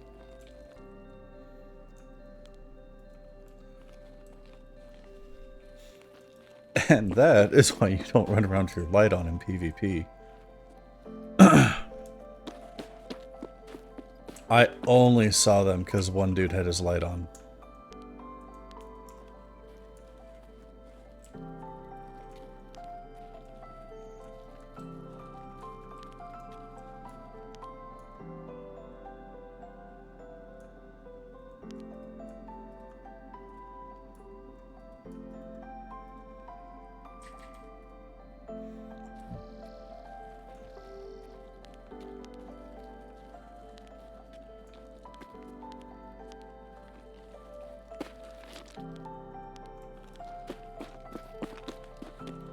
Alright, we'll go see what they got here in a minute, but yeah.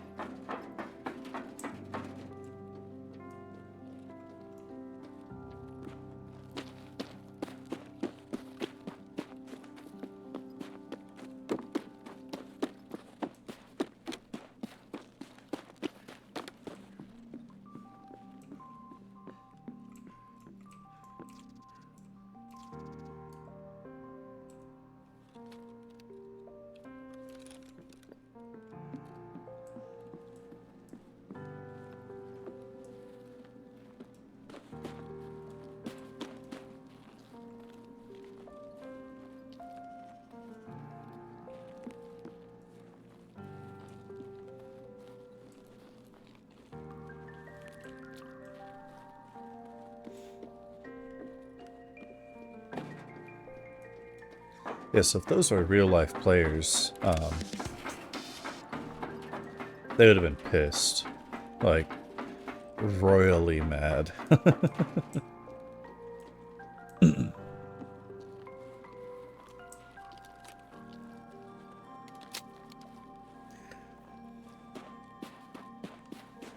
I don't know if that clip's where I want it to be, but I will edit it to where I want it to be.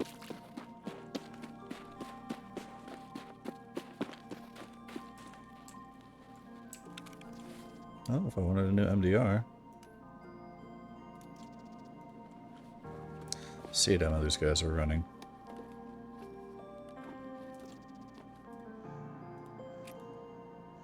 Oh, ooh. Damn, that could have hurt if I got caught.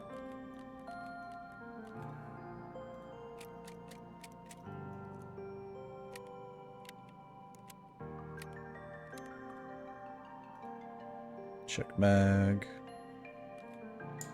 Oh.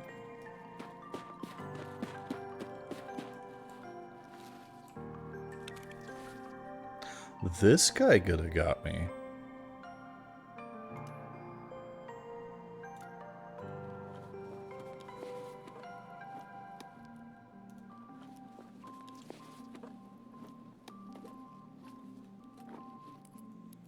Actually, I own a couple extra grenades. What are you running for ammo? Regular BCP. Alright, and your buddy up here in the bush? Up there in the bush.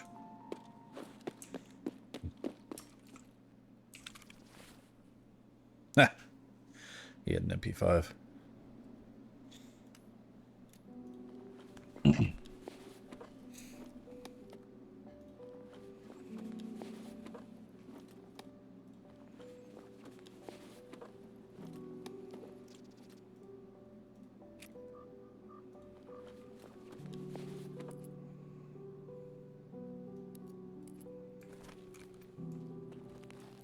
Alright, well, part 1 is done. Let's go up to Health Resort and see if we can get 2 and 3.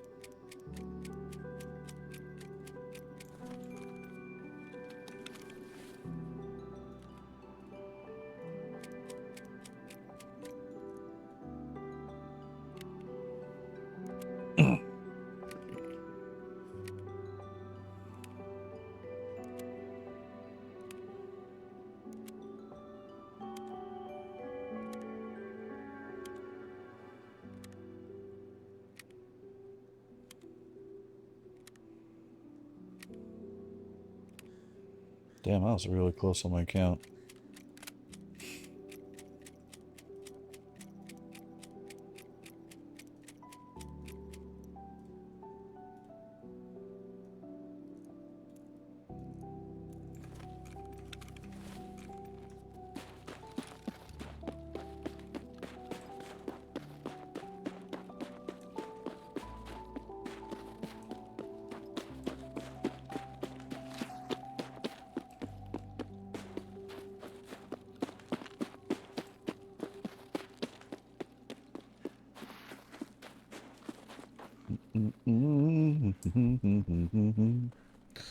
Alright, alright, alright, alright. God, I don't want to play Arena because I don't particularly enjoy Arena. But the way these guys have tried to set up the game, like, Arena is the best way to level up, like, endurance and everything.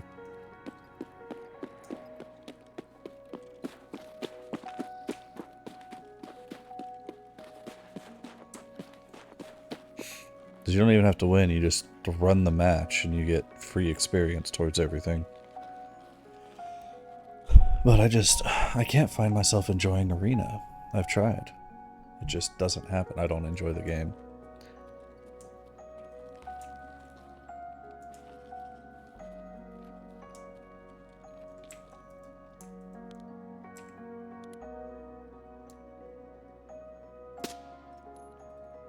Sniper down. Oh shit, there's a guy close. Fuck. How did I miss that close? I had a Saiga.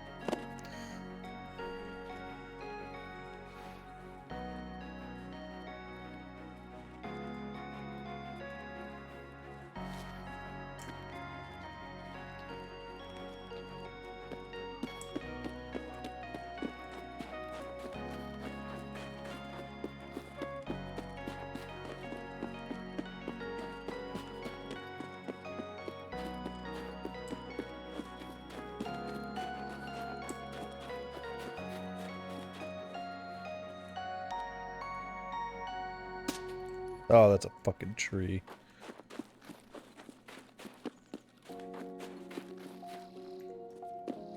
Actually, if I was smart.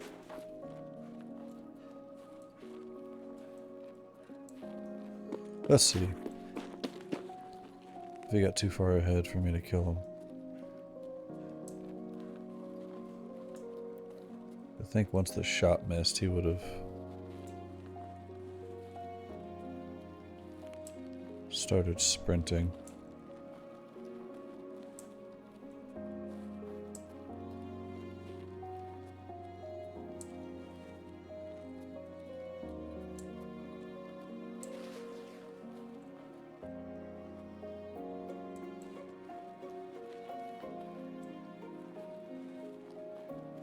¿Dónde está Scav?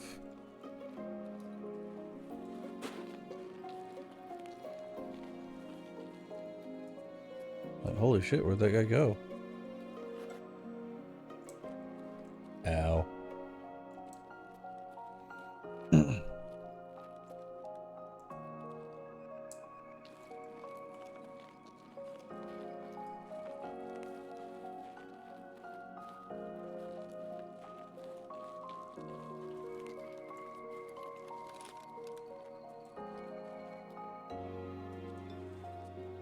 Interesting. Huh. Okay.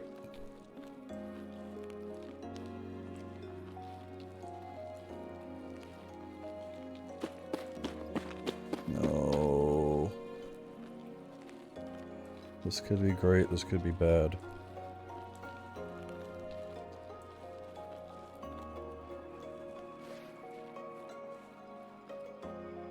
Shit.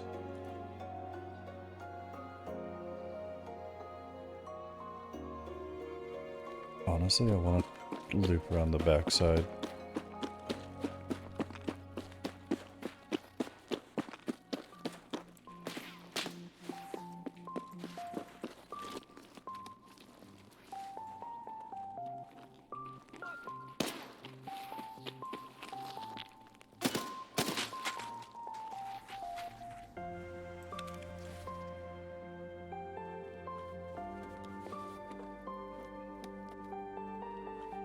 Hmm.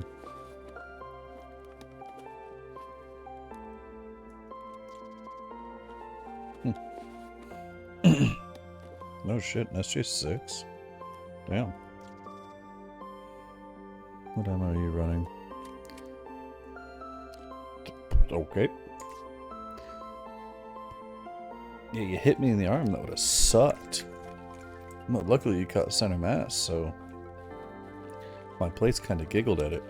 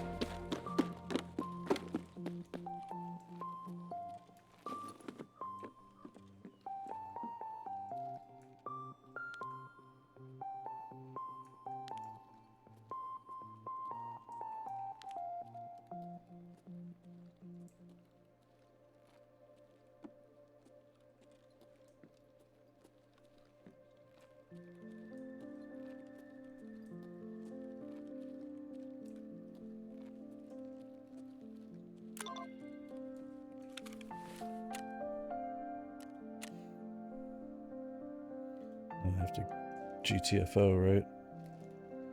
Yep, okay.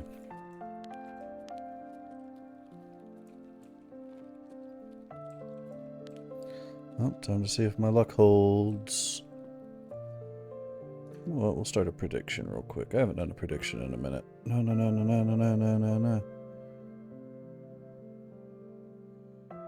Start prediction.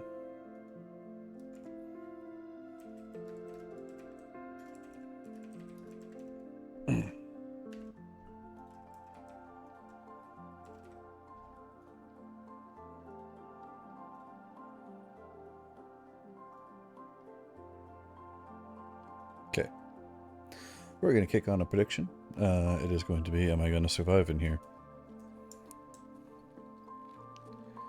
I might die before the prediction ends, but hey, you know, where's the fun if I don't? Right?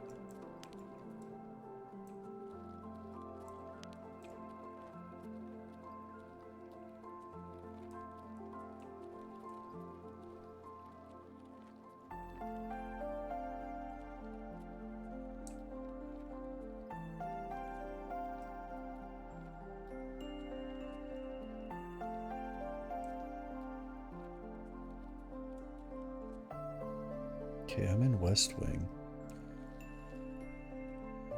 You know what? I don't actually have to go to middle at all. Right? Because I need to go to West 216.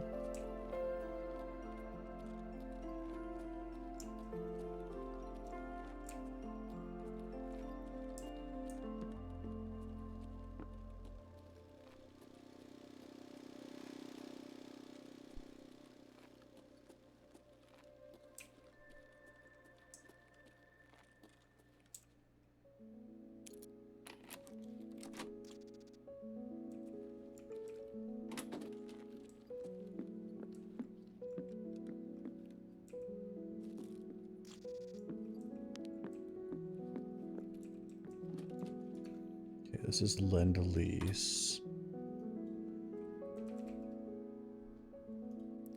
Oh. Oh, there we go. Now this is the Gyro 2.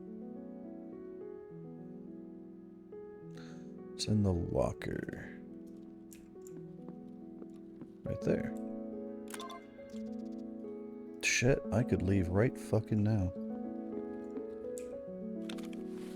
At the very least, we'll do some loot skadoodle.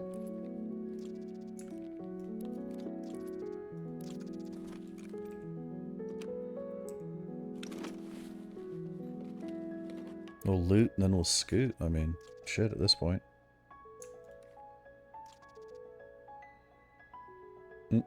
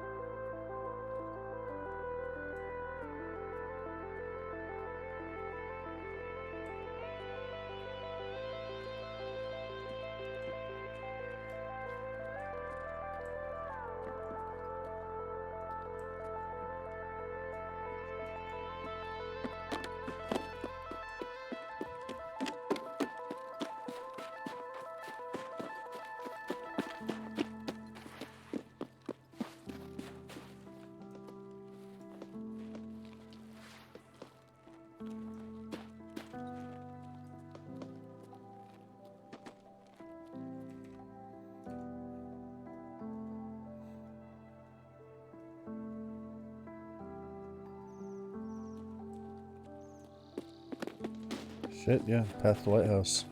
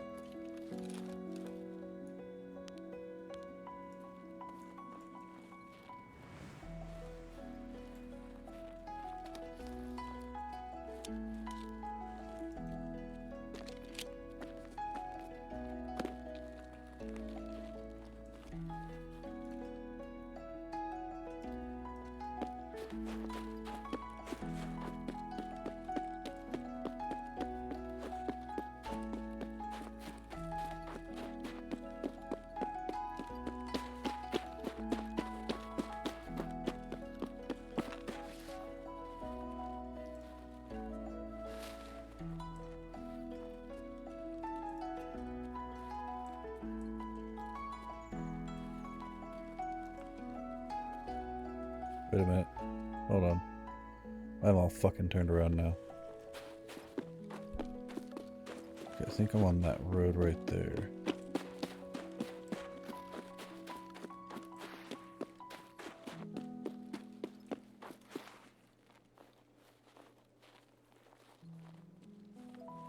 Okay, there's the swamp.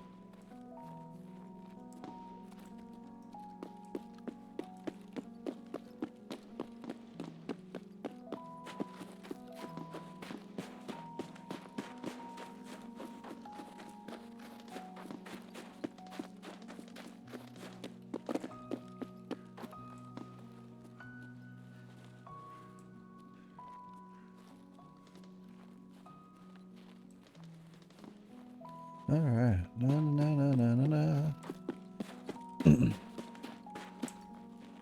Let's see now. Coming up and over and around.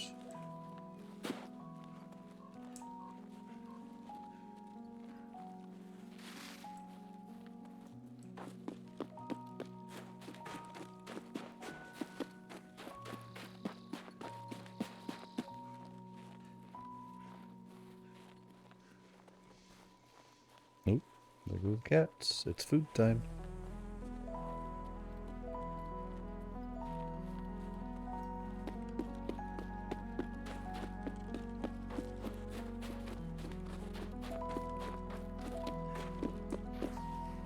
Okay.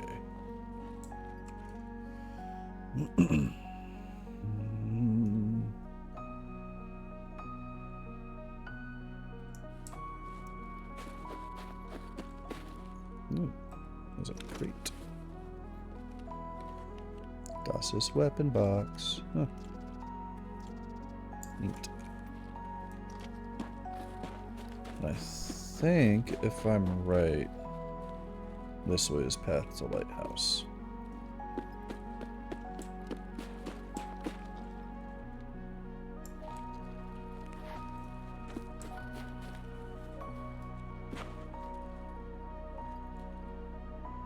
I could be entirely wrong. I'm not fully sure. There's transit. A little bit further down. Extract. Haha. That was the first time I've done Path to Lighthouse solo. Hell yeah.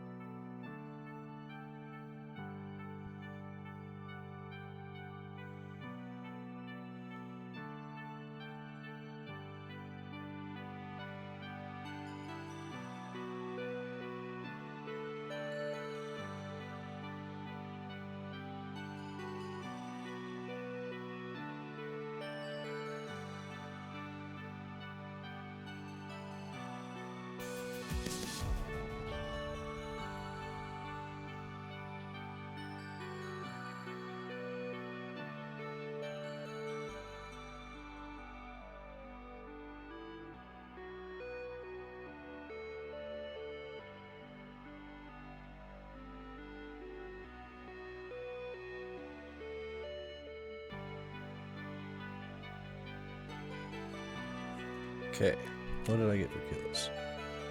3 USEC, 3 Scav, and a sniper. 45-meter pistol kill. That's redonkulous.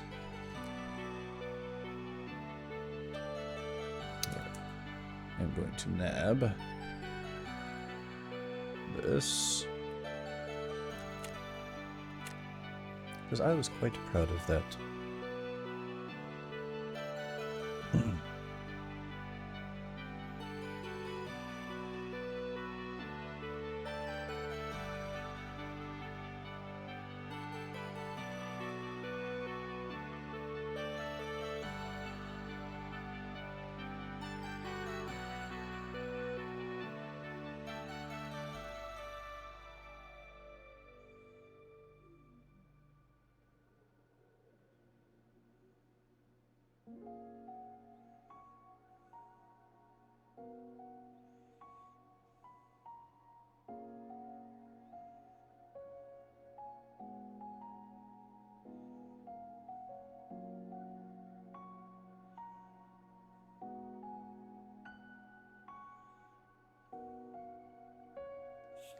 Alright, what two things finish over here? Oh, it's probably the food and the meds.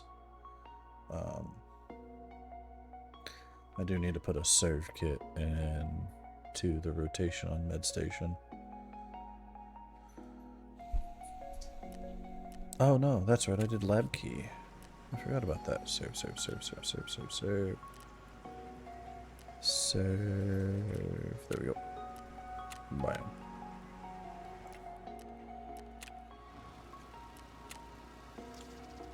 Cool.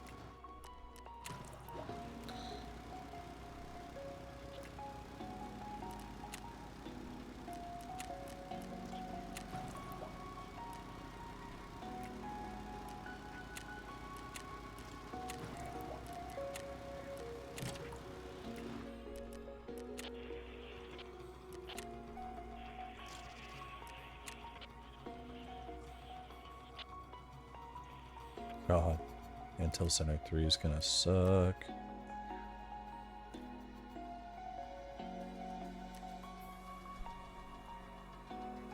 Problem with Intel Center 3 is supposedly the easiest place to get this guy here, the wireless signal transmitter, and this GPS amplifier. These two are easiest to find in Lighthouse. Problem is, there are so many minefields. There's a spawn literally in the middle of a minefield in Lighthouse. So we have the 14 hour on that. Okay. Trading. Skier. Lend-lease. Turn in. Fantastic.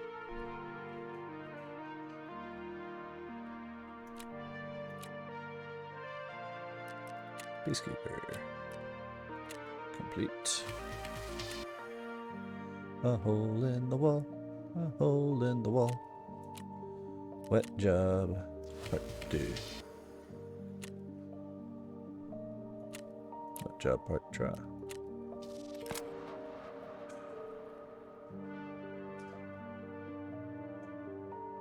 RTM's car on shoreline. That's on the main road.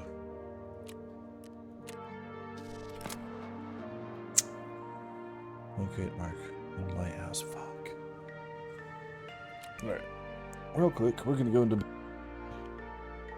I have to BRB.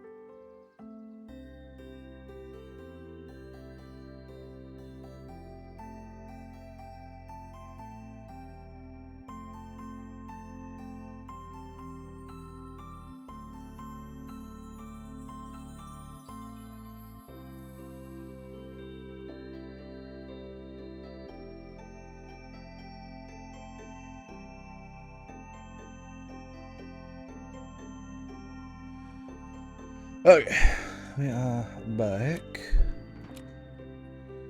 This will do wet job 3, I think.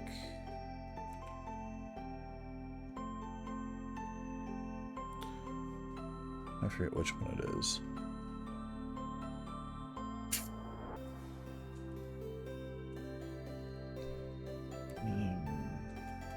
It's 5581, unlocked after car needs a service, which was after Cargo X. Streets. And that's killing Kaban.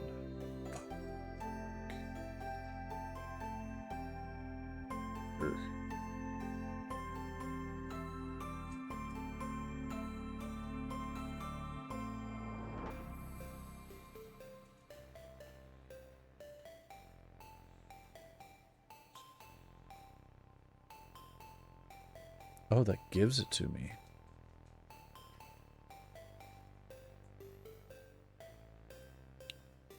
And then you get that off of Kaban.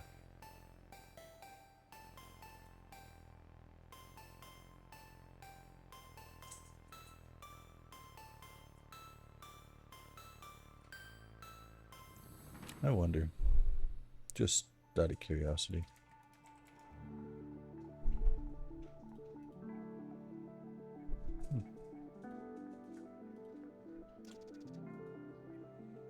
At this point, just key. Oh god. There are so many keys.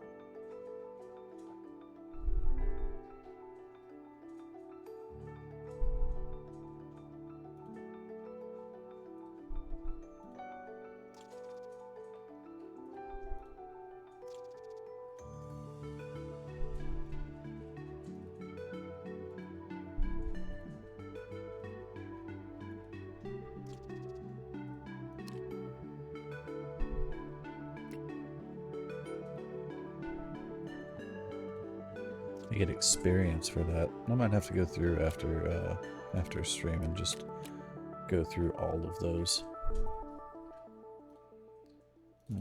Open that. Oh. Wow.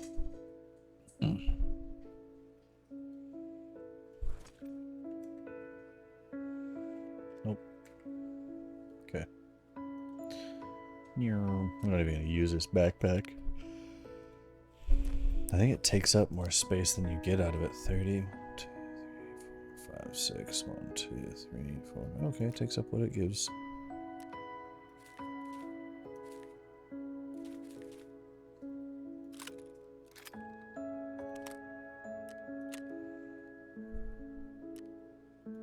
No.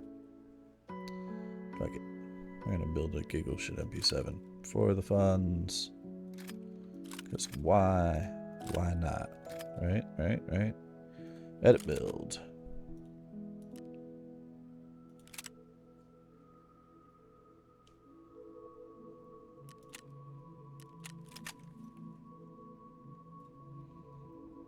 Unfold. Now we edit. Okay. Boy, there not a whole lot, is there? MP7A1 kind of sucks. That's unfortunate. That's just getting sold instantly. Boop.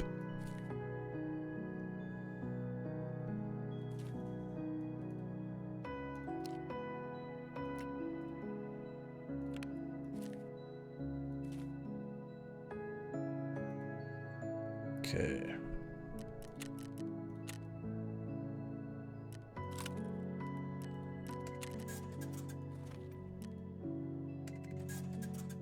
Alright. No. Back. Alright, let's see. Tarkov and the scav. I'm gonna do that. We're gonna go customs for the giggles. See what we can get.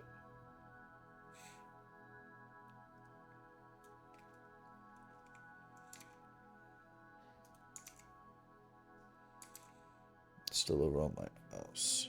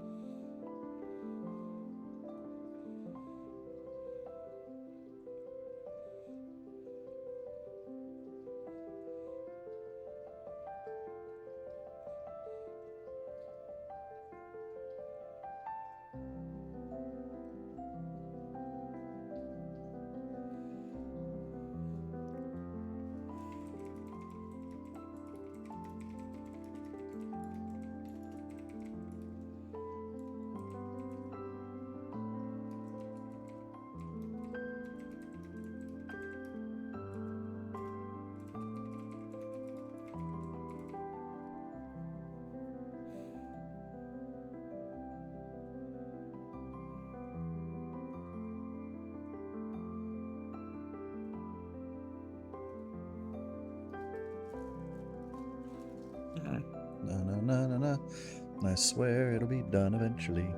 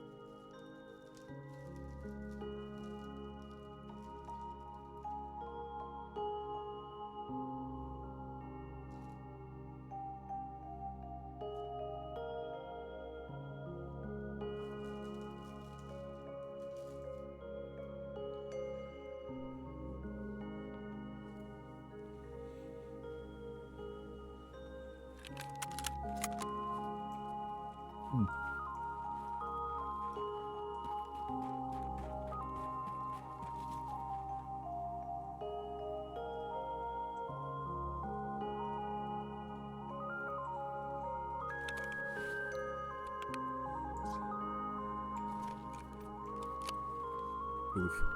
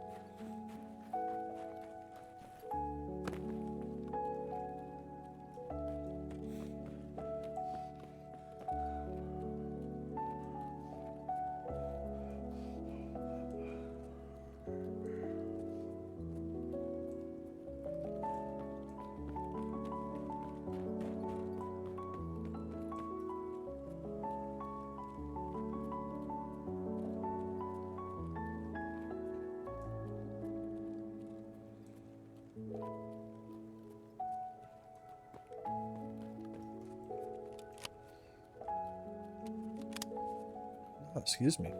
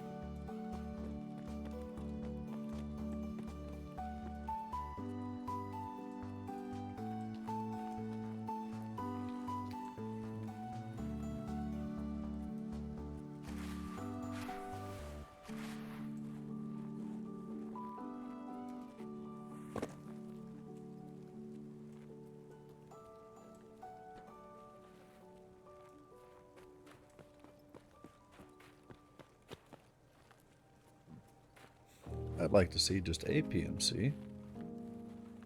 I want to see him and put a bullet in his back. Preferably in his face.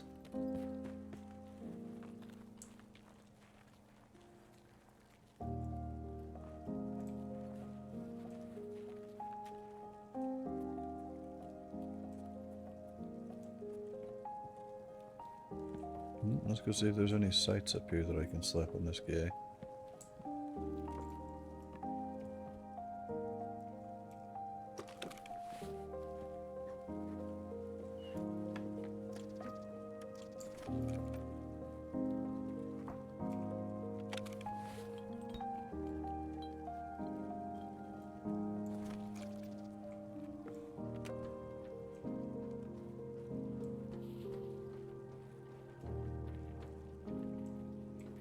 That's a scav.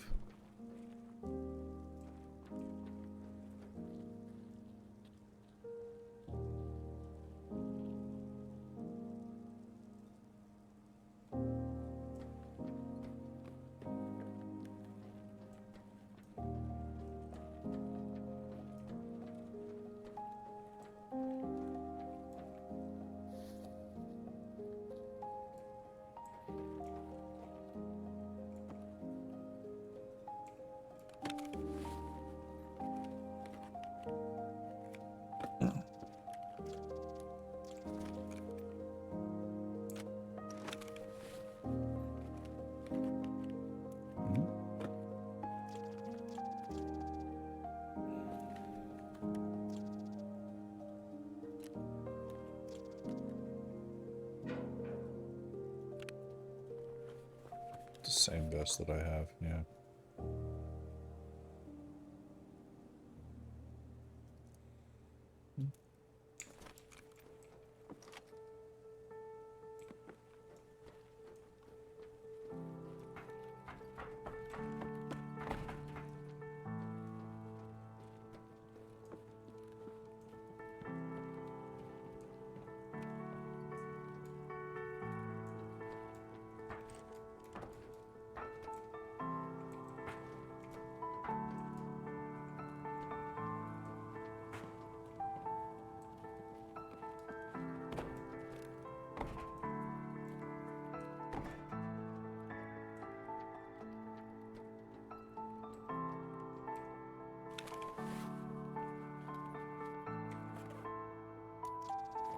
Nuts.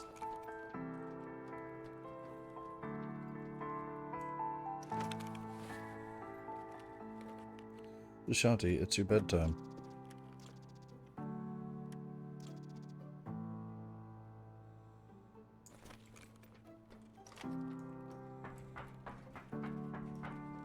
Don't worry.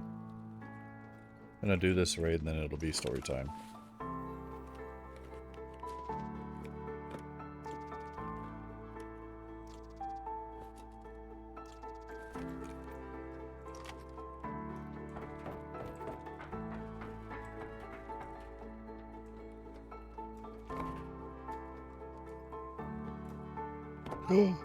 Oh, that was almost bad.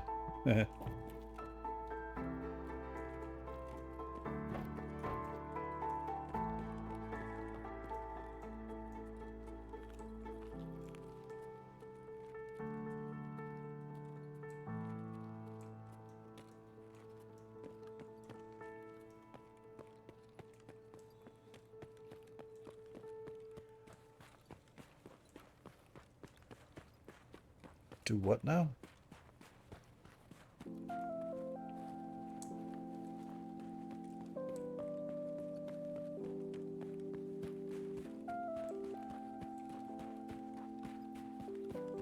What are you saying, Shanti?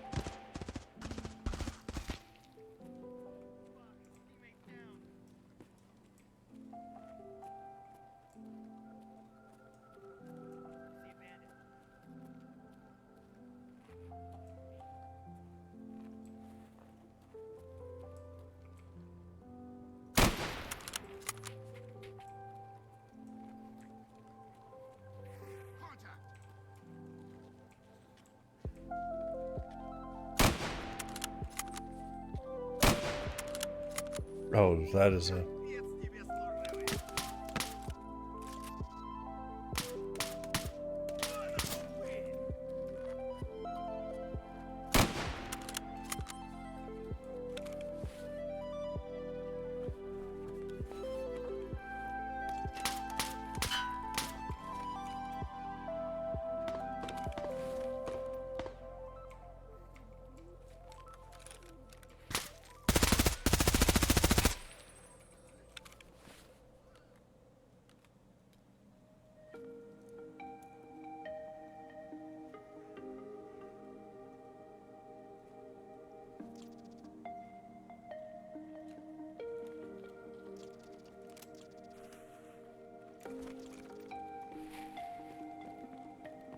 Oh, you shit, you're looting my kill.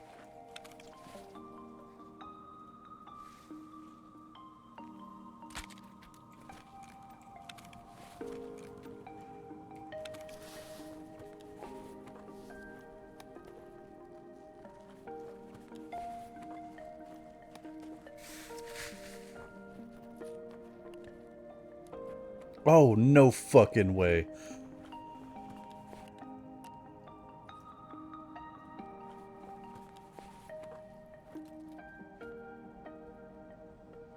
There's...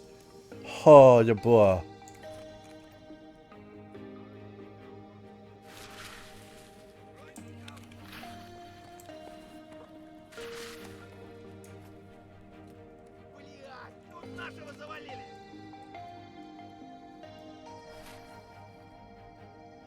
Oh, that asshole take the MP5.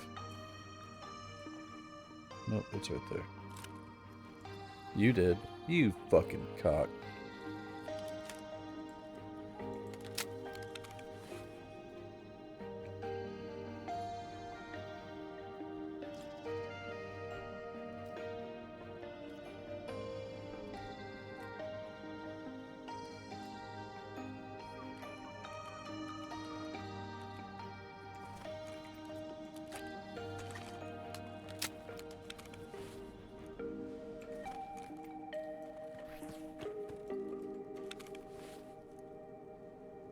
Holy shit, there's no fucking way.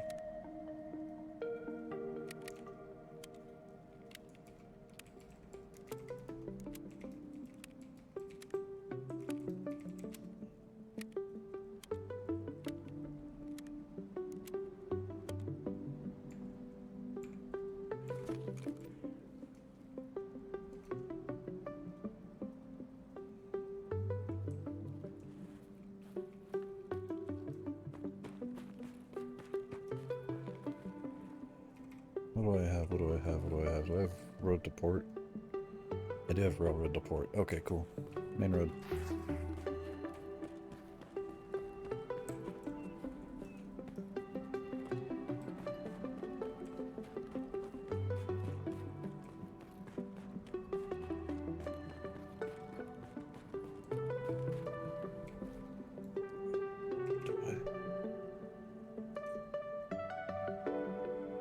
Why factory shacks? That's right there.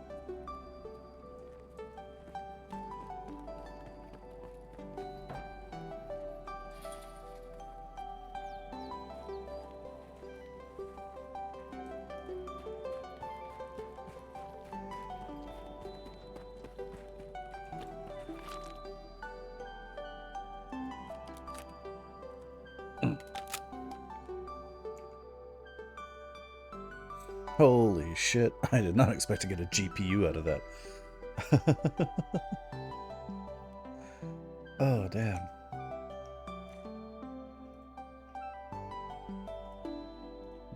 story for today is...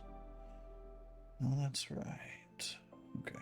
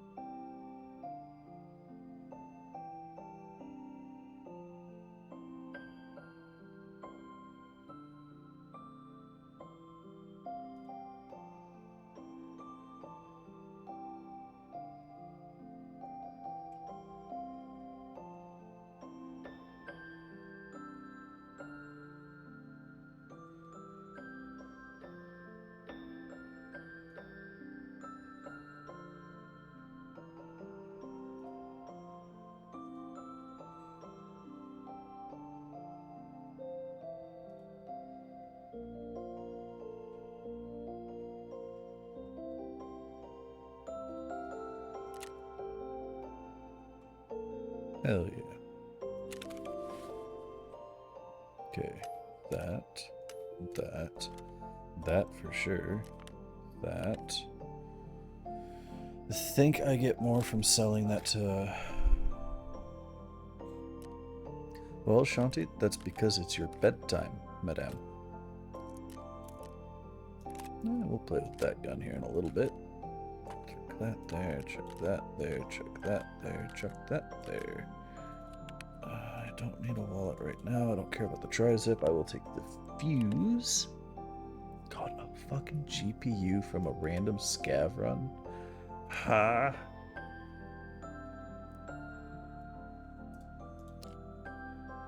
Level 4 plates. Alright. I think we will sell the rest. Get like 100 grand for it. 70 grand. Damn. Do a quick check on Fetz, see if he has anything fun.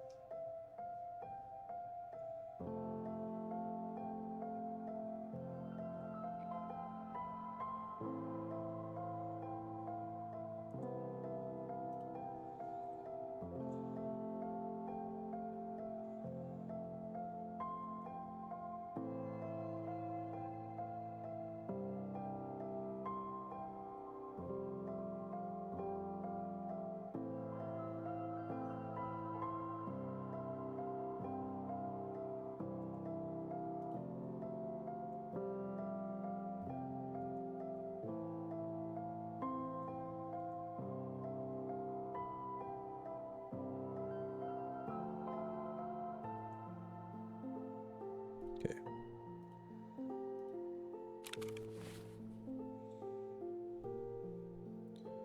For the shits and giggles, I want to play with this first, see if I can make something dumb.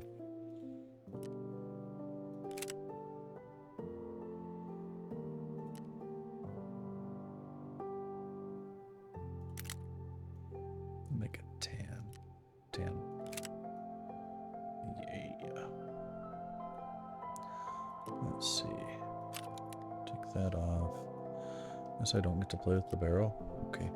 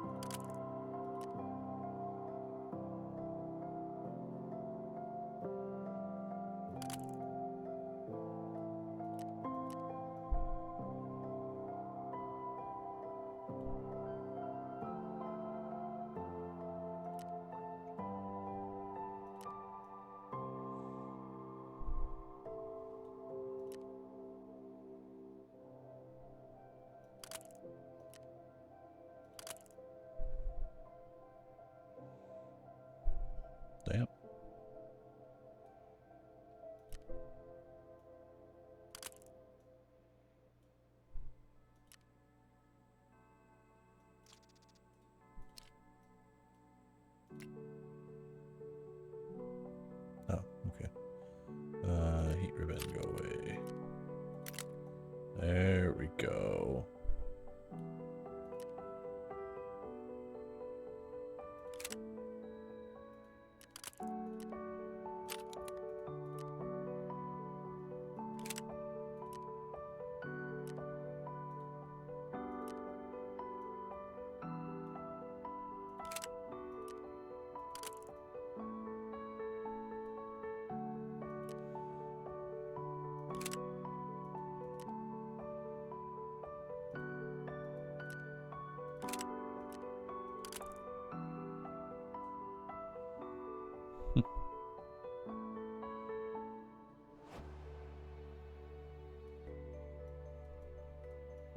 I'm just messing with this, but I have story. That can come out, that can come out, that can come out, this can come out. The rest of that, we'll leave it for the moment.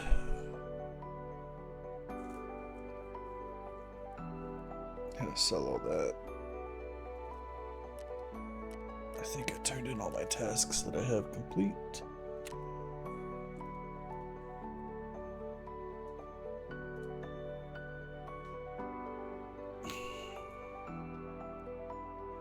Alright, 2 more people with that, and it's done. 7 more PMCs.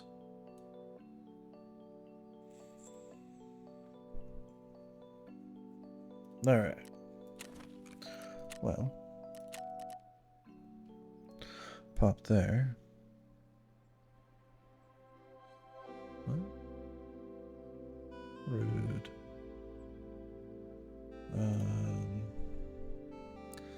Don't think there's anything in the hideout I care if it stays on track.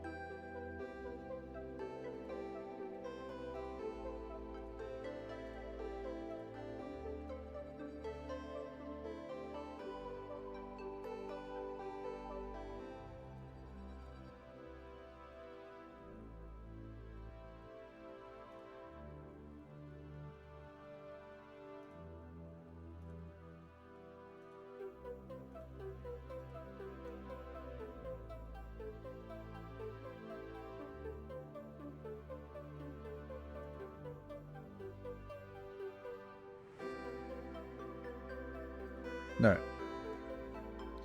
So, we are going to kick off a quick round of E's. A little bit of hurry. Fire up Storytime Ping. Be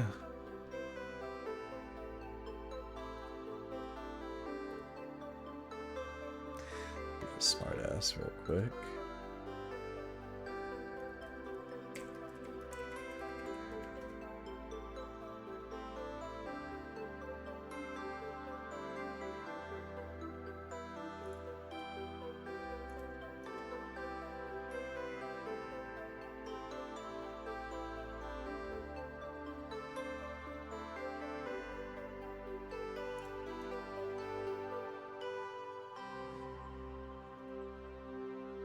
Alright. Da da da da da da da da da da da.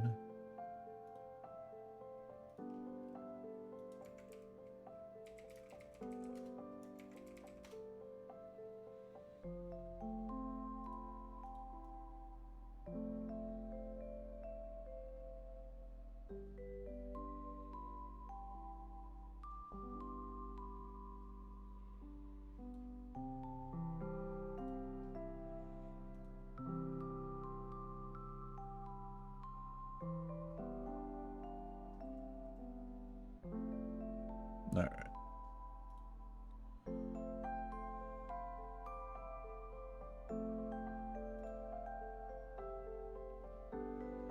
Once ads are done here, we're gonna get settled out. I think we'll do the patio today. Pause that music.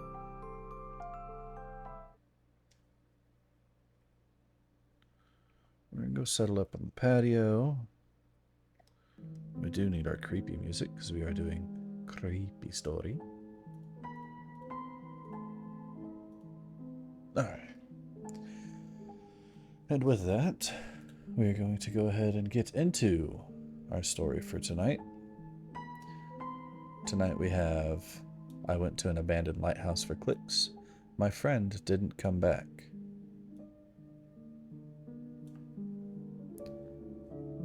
From r/no sleep, written by Midnight Creepypasta. So, without further ado, I went to an abandoned lighthouse for clicks. My friend didn't come back. Now, I'm not a writer, I don't have a degree, or I don't have a Substack, and I definitely don't have a book deal. I'm just a person who went somewhere I shouldn't have gone and lost someone that I care about. If you came here for flowery metaphors and clever twists, you're not going to find them. I'm just going to tell you why my life has gone to shit. If you live anywhere near the northeast coast and you've ever thought about visiting Corvus Vale for urbex content or just for a moody seaside getaway, don't. That's the short version. The long version is what I'm about to post. I like to film abandoned places. It started as weekend therapy after a rough patch and turned into a small channel where I climb over fences, whisper, "Oh my god," at peeling wallpaper, and pretend I know anything about history. I've crawled through burnt-out terraces and drained leisure centers. I've stood at the stage of a murdery-looking social club with a torch between my teeth because I couldn't be bothered to get my tripod. I didn't think that I was scared very easily. This one started like most of them with a message. A guy I knew from an Urbex Facebook group had posted a blurry photo of a lighthouse out in the fog. Someone written in the comments, "That's my town, just don't." Which meant to people like me, please go and make a video. I'd heard of Corvus Vale, mostly as a joke, a smallish town dropped in the middle of nowhere. I think it used to be a fishing town. There is a dock, but it just houses flashy speedboats for men going through some sort of midlife crisis now. There's a crescent of a gray pebble beach, good for seaglass collecting, a few streets of random shops, and a really nice chip van. It seems very vanilla on the outside, though I've heard it hosts a good anime convention.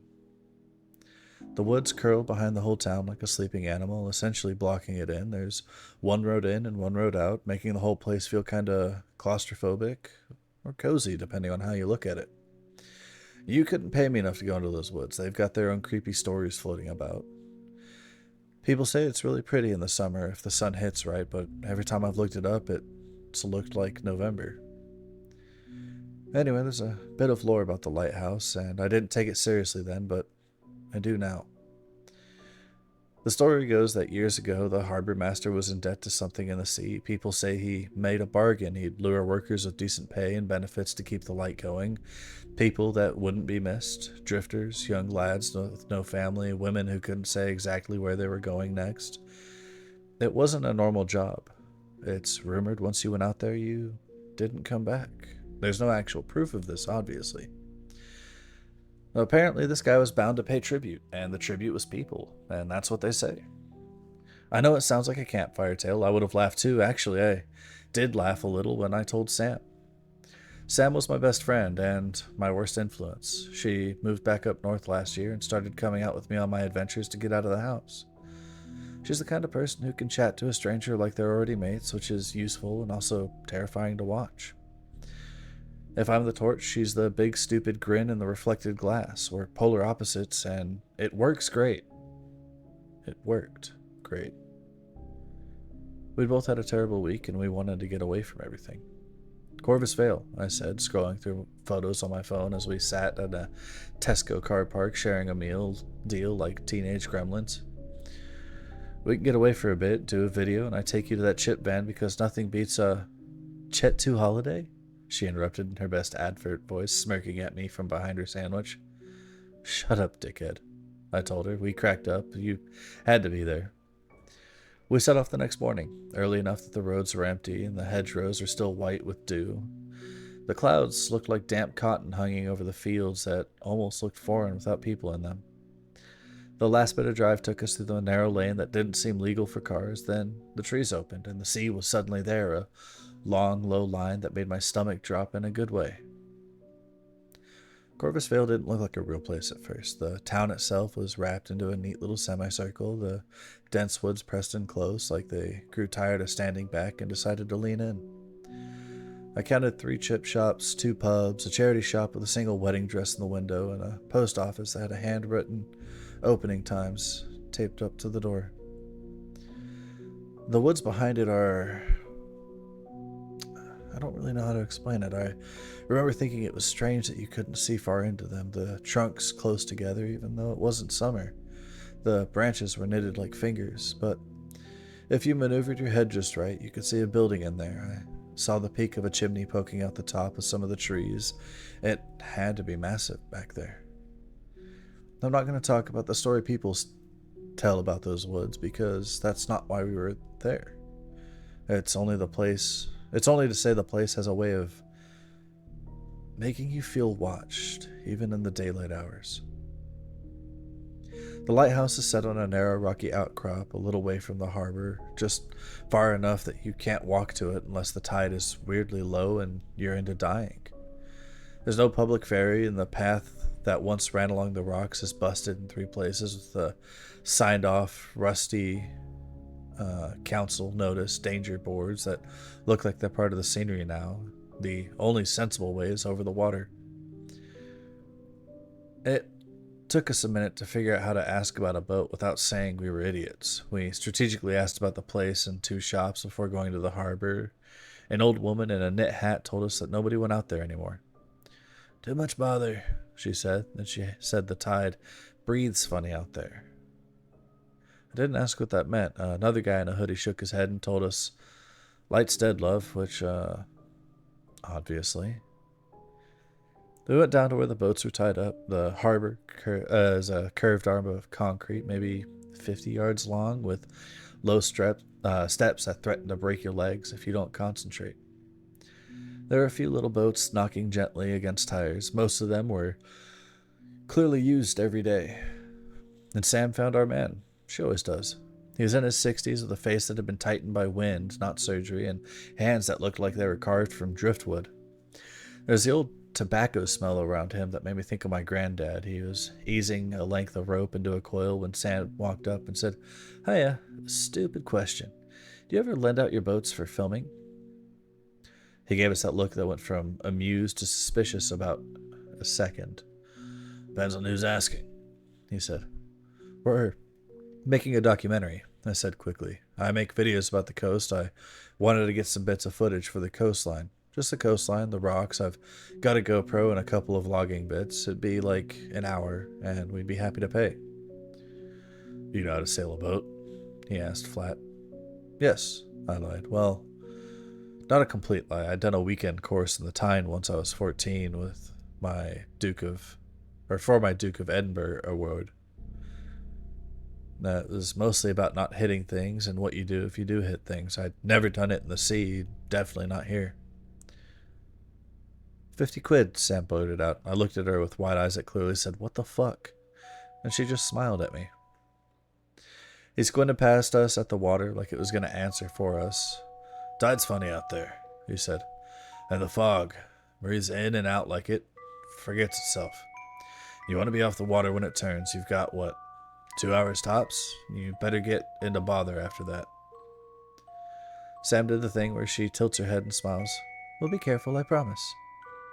He hesitated. I could see him weighing the effort of arguing versus the effort of making sure we didn't kill ourselves. 60, I said, the word leaving my mouth before I could even stop him. Sam raised her eyebrow and pulled out a wad of folded cash from a little pocket on her jacket and handed it over like we'd planned. And your name? Martin, he said. He took the notes and tucked it into his wallet without counting it, which made me like him. He stepped onto the small motorboat at the edge of the harbor and showed me where things were. Throttle, choke, pull start, fuel shut off, spare tank, kill cord. He repeated 3 times that we should be back before the tide turned proper, and I nodded like a kid getting the keys for the first time. He asked me again if I knew what I was doing, and I said yes again. I don't think he believed me, but the decision was made. He pushed us off with the heel of his hand, and we bobbed like a duckling that had fallen out of formation.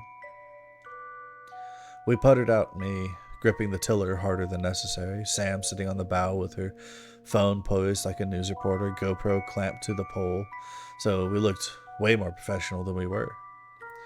The cold came up through the floor of the boat and into my bones in a way that I didn't expect. "This is easier than I thought it was going to be," she giggled. "Remind me again." She started raising her voice over the revving engine, hair whipping around. "What?" "We lived 34 miles inland," she said. "Why did you learn to sail a boat?" "In case I ever need to dispose of a body," I said, deadpan. She snorted. "You watch too much Dexter." "Probably." I tried to focus on the feel of the water. Rivers are straightforward. They push you one way. The sea is like being in a crowded room with 100 people moving in different directions. You think you're still, and then you look up, and the horizon has shifted. Out past the mouth of the harbor, the fog changed from a light breath to a wall. It rolled in low in sheets, then in ropes. I could see the lighthouse sometimes, then I couldn't. When I could see it, it was a simple white column with a red cap. From far away, it almost looked clean. Up close, it looked like a long bruise. We slowed as we neared the rocks. There's a small jut of stone that rises like a knuckle below the lighthouse, and on that, there's what's left of a dock. 3 posts, 1 ladder, and a gray plank that had seen better days a century ago. I eased a stand on the shore side to keep us out of the worst of the chop. Sam hopped across like she'd done it all her life, and I followed, tying us up with a loop that would have made my old instructor squint. We had, as Martin said, about 2 hours to get this done. I kept that in my head like a timer, and Sam had the same idea. "We get our shots," she said, "and we don't be stupid." That's my line. The lighthouse door was unlocked, and that surprised me, though I don't know why. There was a heavy metal latch, rusted to an ungly orange, but it wasn't engaged. The door itself weighed more than it looked. It had that damp, swollen feeling like an old paperback that someone dropped in the bath and dried on a radiator. I'd brought 2 torches, one for me and one for Sam. We knew there wasn't going to be power, so we clicked them on, and the beams made little cones through the fog that had somehow crept in. The ground floor of the was a round room with flaking paint and a metal staircase that spiraled up the inside wall like a rib cage. There were hooks where coats had once hung, and a metal locker with a warped door that wouldn't close. Somebody had scrawled "Keep Out" on the inside of the door in marker, which made me roll my eyes. We did the usual close-ups, slowly walking, me talking to the camera in a whisper like somebody could catch us and then tell us off, which is always silly when the person who would tell you off has been dead for 30 years. Then we climbed. "This is the watchroom," I announced, panning the camera around the room. The ceiling was lower, a little half window that looked out over nothing. The glass long smashed, and a chilly gust of wind caught me off guard. There was a bed with a narrow metal frame, bolted down like everything else, with a thin mattress on it. Somebody had stacked the cushions from the armchair on it, as if weight could make it comfortable, the way you do when you don't have a proper mattress topper. Sam, of course, flopped down on it because she has no self-preservation around textiles. The mattress let out a groan, and the cushions released a plume of dust in the beam of my torch like a ghost finishing a magic trick. She coughed so hard, she squeaked, "Gross," she said, half laughing, waving her hand in front of her face. The dust made her eyes water. "Fuck's sake, Sam, I've got asthma," I told her with an exaggerated wheeze, dragging her away by her sleeve. There were hooks on the wall loaded with thick woolen coats and waterproofs, a shelf with an old coffee thermos on it. I thought about the person who had washed that thermos every morning by the sink, looking out at the same patch of sea until they couldn't tell you what day it was. There's the kind of life that slowly erases you, and that's what this room felt like. "I wonder why they didn't take all their stuff," I whispered to no one in particular. "'Cause they all died here, didn't they?" Sam said, nodding her head toward the camera, spelling out "get into fucking character" with her eyes. We climbed again, metal steps, each one ringing a little underfoot, the sound dented by the fog that seemed to press through the cracks that you couldn't see. At the top, in the lantern room, the glass was fogged on the inside. That felt wrong. I wiped a circle and smeared it, which just made it look worse. The lantern itself was there, the big lens of a dead eye. It felt like a museum where the signs had fallen down. I could hear now and then a noise like a sigh running along the rail outside. We found a notebook. It had been torn up, most of it, pages ripped, others stuck together with the damp and age. We shouldn't have been able to read anything, but there was a blotch, a stain that had soaked through the pages and made a brown halo. In the middle, there was one word left, faint, as if it had given up fighting the rest of the ink. Closer. Spooky, Sam said, leaning her chin on my shoulder. That could mean anything. I checked the time. We had, by my mental math, about 20 minutes before I wanted to be back on the boat, which would put us back in the harbor with the smug amount of safety to spare. We did the last few shots of the lantern room, long, slow pans that make people comment atmospheric and chills below the video. I filmed a broken gauge, filmed a little brass nameplate that had been polished so much in its life the letters were soft. Alright, let's go, I said. We went down the stairs, our torches wobbling, our feet trying not to slip on edges that had been worn to a shine. When I reached the ground floor, I put my hand on the latch. I was already rehearsing how I'd wave at Martin and say, "You were right," and feel like a responsible adult. I pulled the door open and it was night. I don't mean it was darker than it should have been. I don't mean the clouds covered the sun and fogs made it seem late. I mean, outside the door was black, like somebody had gone behind the sky and switched it to the other setting. The fog wasn't white anymore. It was gray on black, like smoke above coal. The hairs on my arms pricked so hard that it hurt. We weren't there that long, I said, like time would be convinced if I said it firmly enough. The cold came in through the door like a living thing, and I shut it. My hand shook enough that the latch clacked weirdly. Sam made a face halfway between this is funny and this is stupid. Okay, she said, this is a problem. We both checked our phones. No bars, not even a flicker. I moved mine around like a divining rod for a second, then felt ridiculous and put it away. I could taste the fog now. It tasted like old pennies and something sweet that made my tongue curl.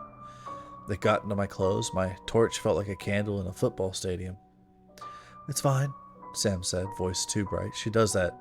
She goes all school teacher when she's scared. We'll just wait. Sleep a bit, go back at first light. It's not like the boat will flow away or anything. We tied it. I looked at the door again, like something in it would change. Martin said the tide turns funny. I said, he said we'd get into a bother. We'll not get into a bother. We're safe here, she said. And I hated that she sounded like she was humoring a child, but I needed it. Let's go back up. It's less drafty. We went back up to the lantern room, hoping to any god that the guy that lent us the boat would send someone looking.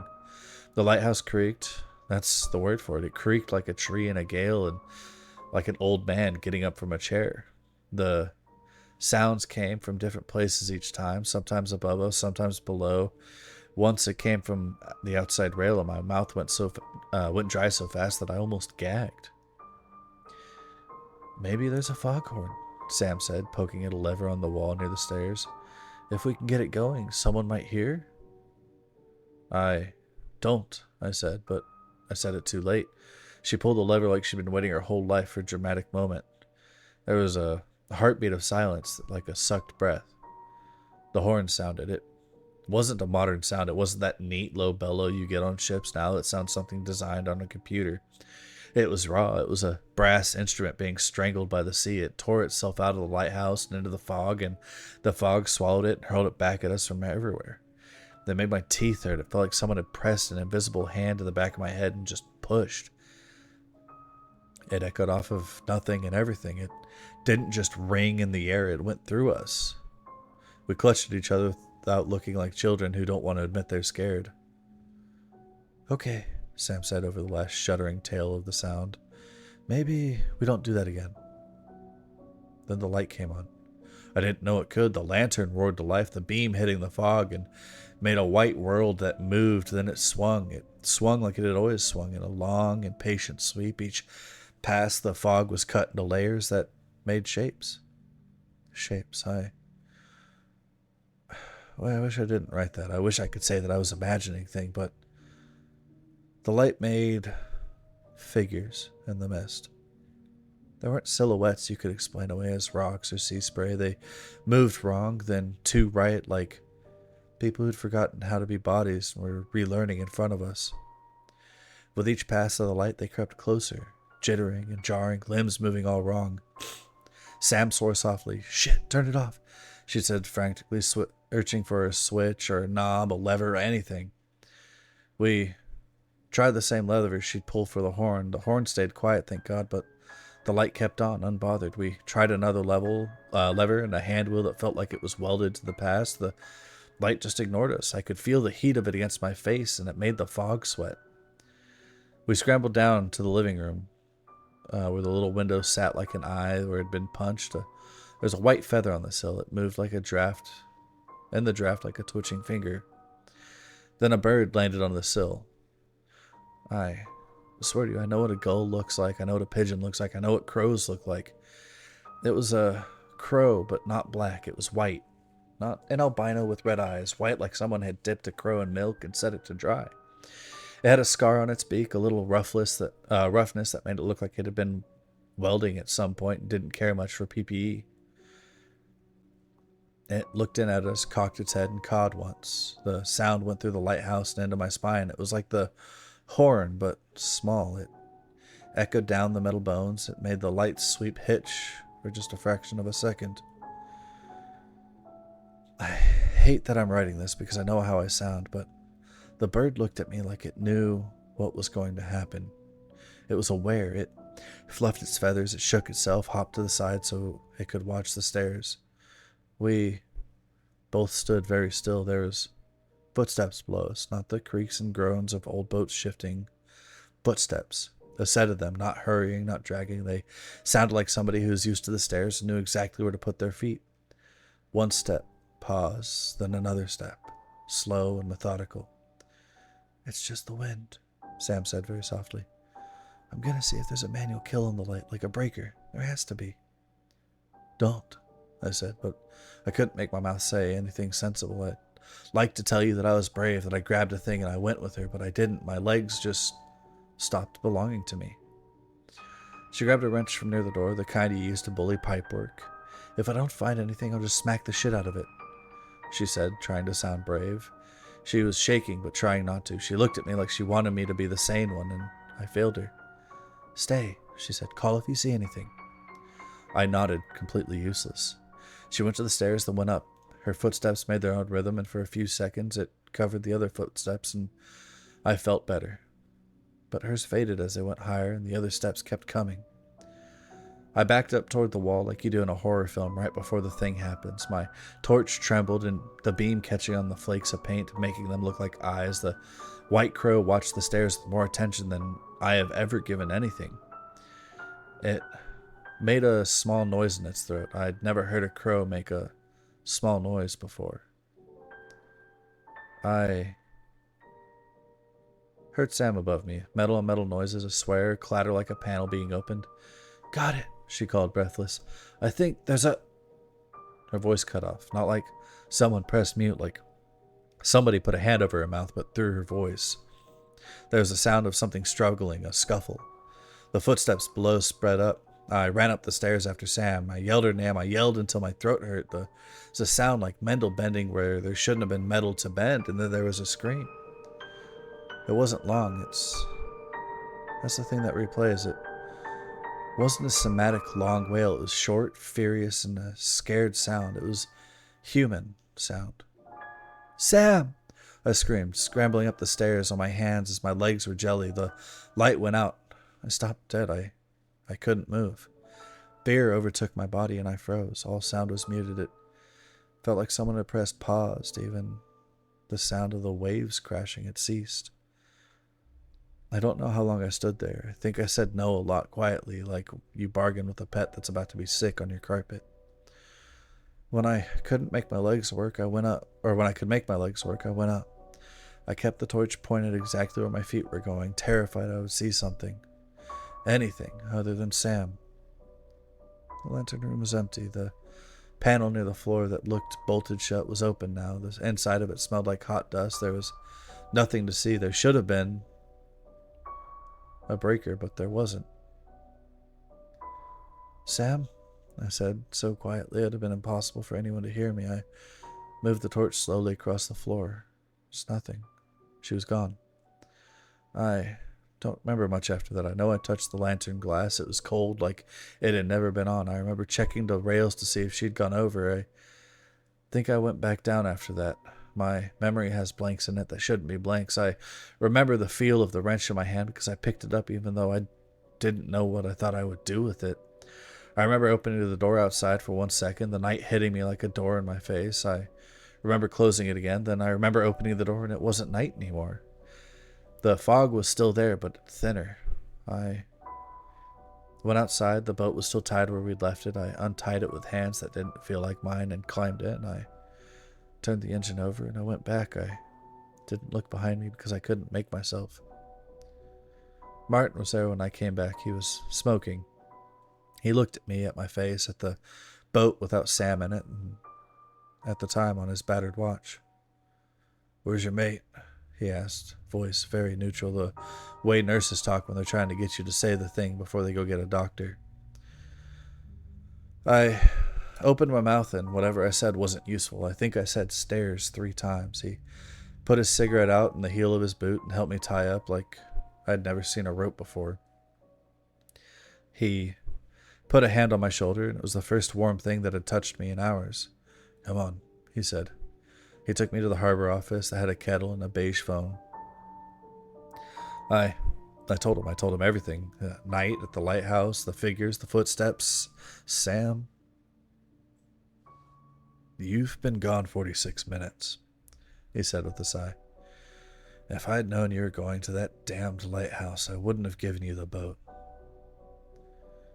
I wish I could tell you what happened next was a heroic. I wish I could tell you there was a search that filled the news bulletins for 3 days and divers with little lights that combed the rocks and found something that could be put in a box and named.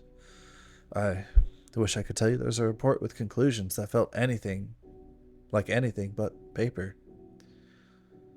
The harbor master in Corvusvale is a different man than the one from the stories. He was kind to me. He took me seriously and said that he believed me. As he listened, he took quick, disapproving glances at Martin, like he was scolding him with his eyes. "I'm sorry this happened to you," he said. "I'll file a report, say that she fell overboard." "What?" I exclaimed. "Weren't you listening? She didn't." "Doesn't matter," he said grimly.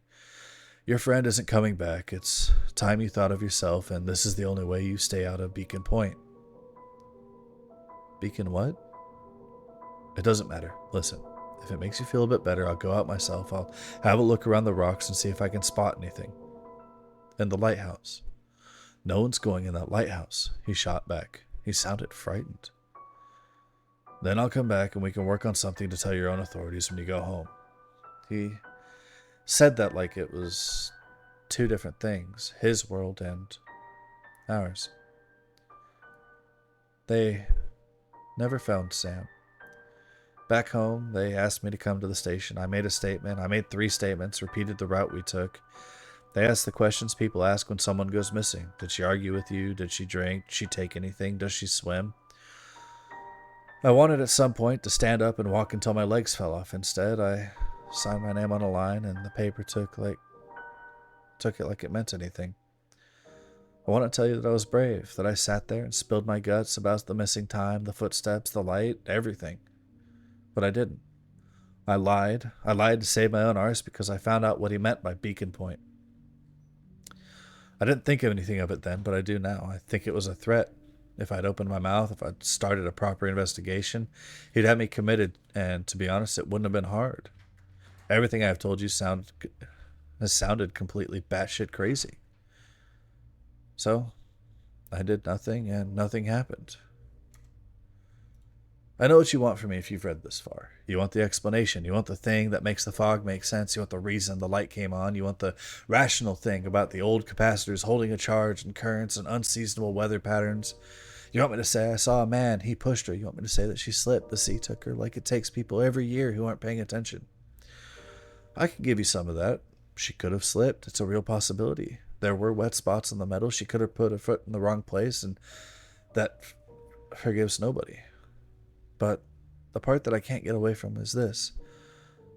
When the light came on, the fog moved like people, and somebody walked down those stairs who wasn't my friend. And here's the part I haven't told anyone in real life because I do want to be taken seriously, and I know this will make some people move me into the unhelpful file. 2 nights after I came home, I woke up because a horn sounded in my dream. It was that same sound, the strangled brass.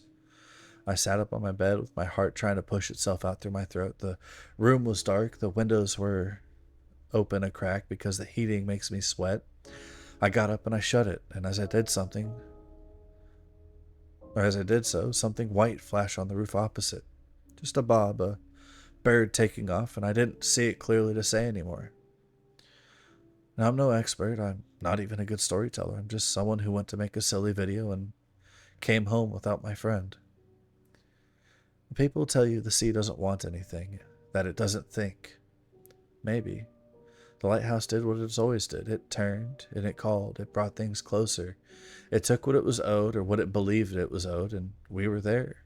And we were easy. So if you're an urban explorer, please be smarter than I. Don't go out there, not to Corvus Vale, and not to that lighthouse. If you're reading this, and you're from Corvus Vale, and you know anything, I'm asking you, please, even if it's just a stupid story, even if it's just where to take flowers that will mean something. I'll drive back. I'll stand there, feel stupid, and I'll do it gladly. I will go back if someone tells me how to make it right. I'm not brave. I'm not a hero. I just want my friend.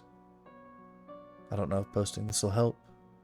Maybe someone will say I know what happened. Maybe someone will tell me a version of events that lets me exhale. Or maybe nothing will come of it at all.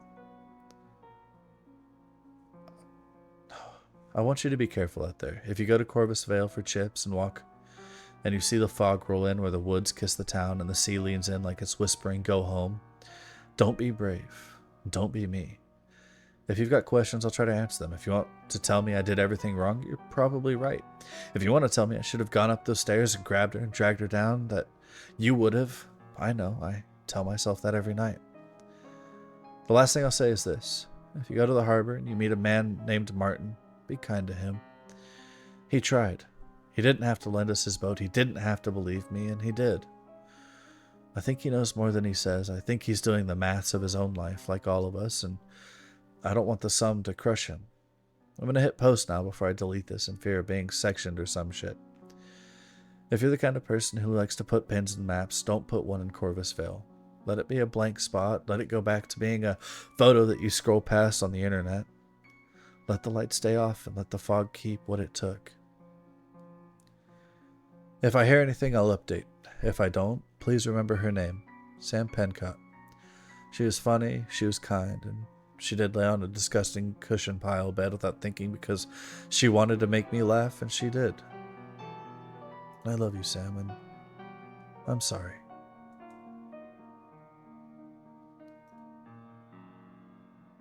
Well. Oh, hell, I should have been paying better attention. That is the end of our story. Oh. With that, we are going to find somebody to raid out to. Reese is still alive, huh? That's surprising. But I hope you enjoyed our story tonight. That was actually a really interesting one. I did not expect that. Go ahead and pop that guy out.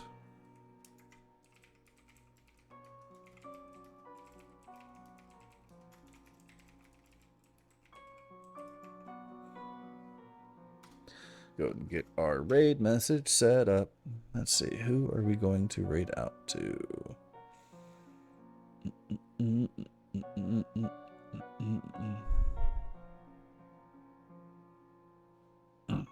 Let's see.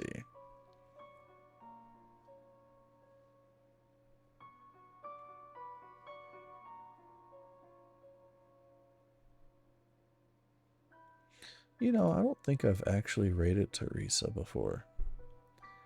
Let's see. We're gonna do that if we can. Donde está? Ah, there it is. We're gonna go raid Risa. Risa's amazing. Risa's awesome. It'll be very funny to me to raid out to her. She's been going for 12 hours. Jesus. But with that, yeah, we are going to raid out to Risa. Let me go ahead and hit that. If you're not part of my Discord, please come join us. There is the Discord link in the chat there. I'm going to double check. Okay, it still does work. If you want to see more of my stories, see more of my content as it comes more available, the link tree has my YouTubes, both of them. And then the other thing is, here are my raid messages. The top one is for my subscribers, bottom one is for my followers. Y'all are absolutely amazing and wonderful people. I am so very happy that you came in to say hello and hang out with me. I hope that you enjoyed our stream tonight, and I hope you enjoyed story time. That story was a lot better than I thought it would be. It was one of those, I picked it because it sounded neat, and quite neat it was. But we're going to raid out to Risa. We're going to go be a bother, and we're going to annoy her because, well, Risa's amazing and fun. And if you don't already know Risa, Risa's great. I am not going to bed yet. I am going to end stream, but I have a couple of things to take care of before we get into the bedtime. But without further ado, let's go say hello to Risa. I appreciate all of you coming to join with me, and I hope to catch you tomorrow with the next stream. I hope you have a wonderful rest of your time zone. It is going to be an interesting time. Shanti, you go to bed. You go to sleep, miss, because you are tired. And you have to be up tomorrow. But I hope you have a wonderful rest of your time zone, whether it be morning, afternoon, evening, or night. And I will catch you tomorrow.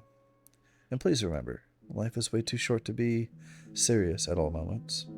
So take some time to find the things that bring you joy and make you happy. Thank you once again, and good night.